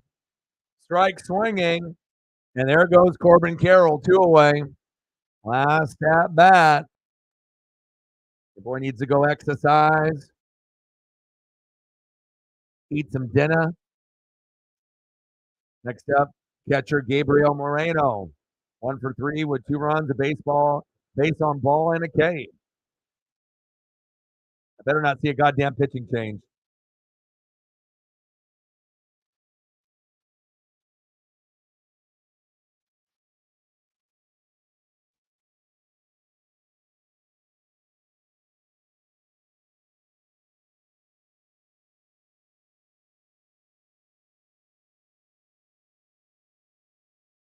Copy and paste, copy and paste, copy and paste, copy, paste, copy, paste, copy, paste.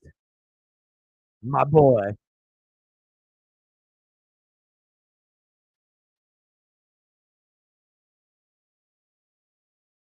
I assume they're doing a pitching change because I'm not seeing anything. God damn it.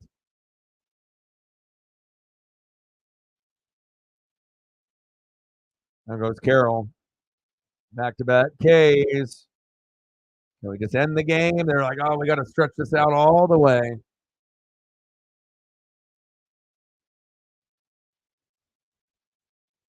Yeah, the game was already over in like the second inning.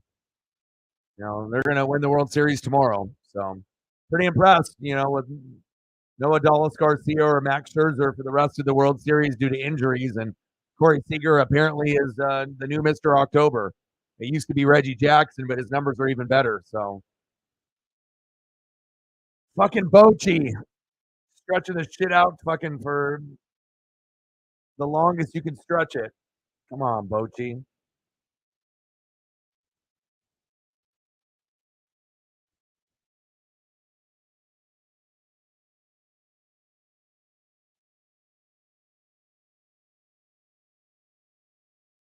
Takes him so long to get going, too.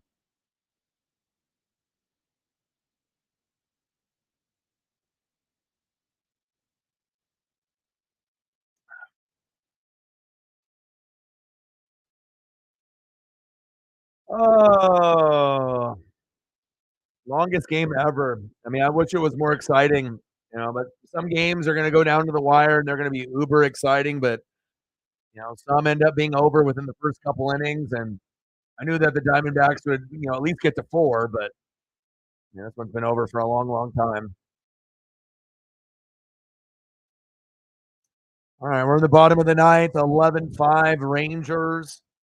Diamondbacks have their last batter in the box, Gabriel Moreno, the catcher, and they're bringing in the Ranger closer. So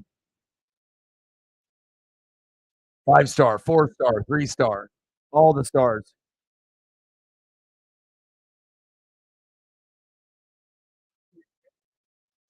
Maybe we'll see the Mariners in this position at some point in the next 10 years, I hope.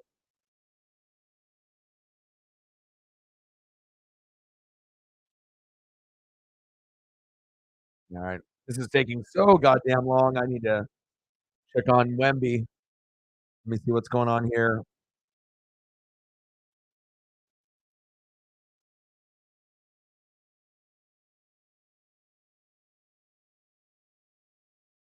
All right, baby. Finally. 2 pitches outside. 2-0 count. Gabriel Moreno in the box.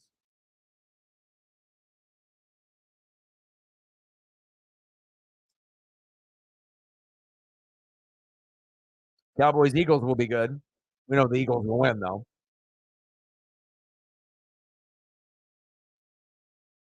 Strike looking with a sinker. 2-1 count. 2 out. Leclerc going against Moreno. Moreno 1 for 3 with 2 Ks and a base on ball. Or 2 runs, base on ball, and 1 K, excuse me. Foul ball with a cutter, 2-2 count. All right, we're 1 strike away from this game being over.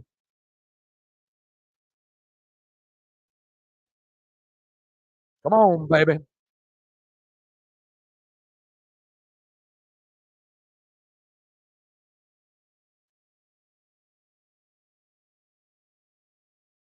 Two count, 2 outs. Rangers up 11-5 in the bottom of the ninth. Leclerc on the mound. Gabriel Moreno in the box. I better not see another pitching change after this. In play with a slider. Oh, Moreno singled the center. Lawler scored. And Perdomo, 11-7. Wow, look at them trying to really fucking rally after all of that for that to happen. Jesus Christ, man. Next up, Christian Walker.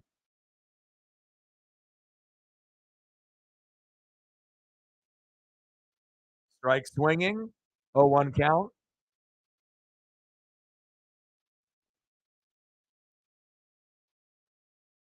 Yeah, they're not giving up, giving them credit. I mean, 11-7. I mean, when it was 11-1, I knew they were going to get to at least 4. That was my gut feeling with like my ESP. But, it's like if they could have just gotten runs other than the 8th and the 9th inning, like maybe they win this game if they didn't pull Mantiply,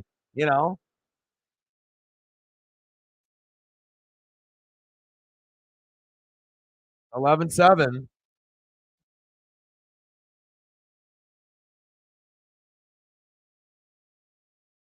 Four-seam fastball outside and high. 1-2 count, 2 outs, 11-7. Diamondbacks. I mean, good for them. You know what I mean? They've always never quit, no matter what. It's like they usually don't lose 10-0. Most teams might have just, called it a day, but good for them. Four-seam fastball outside and high as well. 2-2 count. 2 outs, 11-7, bottom of the ninth, 2-2 count. Leclerc on the mound, Christian Walker in the box. Runner at first. Yeah, good for them, to keep moving and keep trying.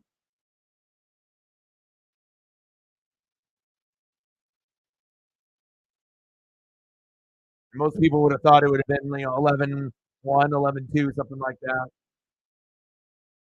In play with a slider. Walker fouled out to first. And that is the game. Final score Rangers 11, Diamondbacks 7. Yeah, at least they tried. So, you got to give them that credit.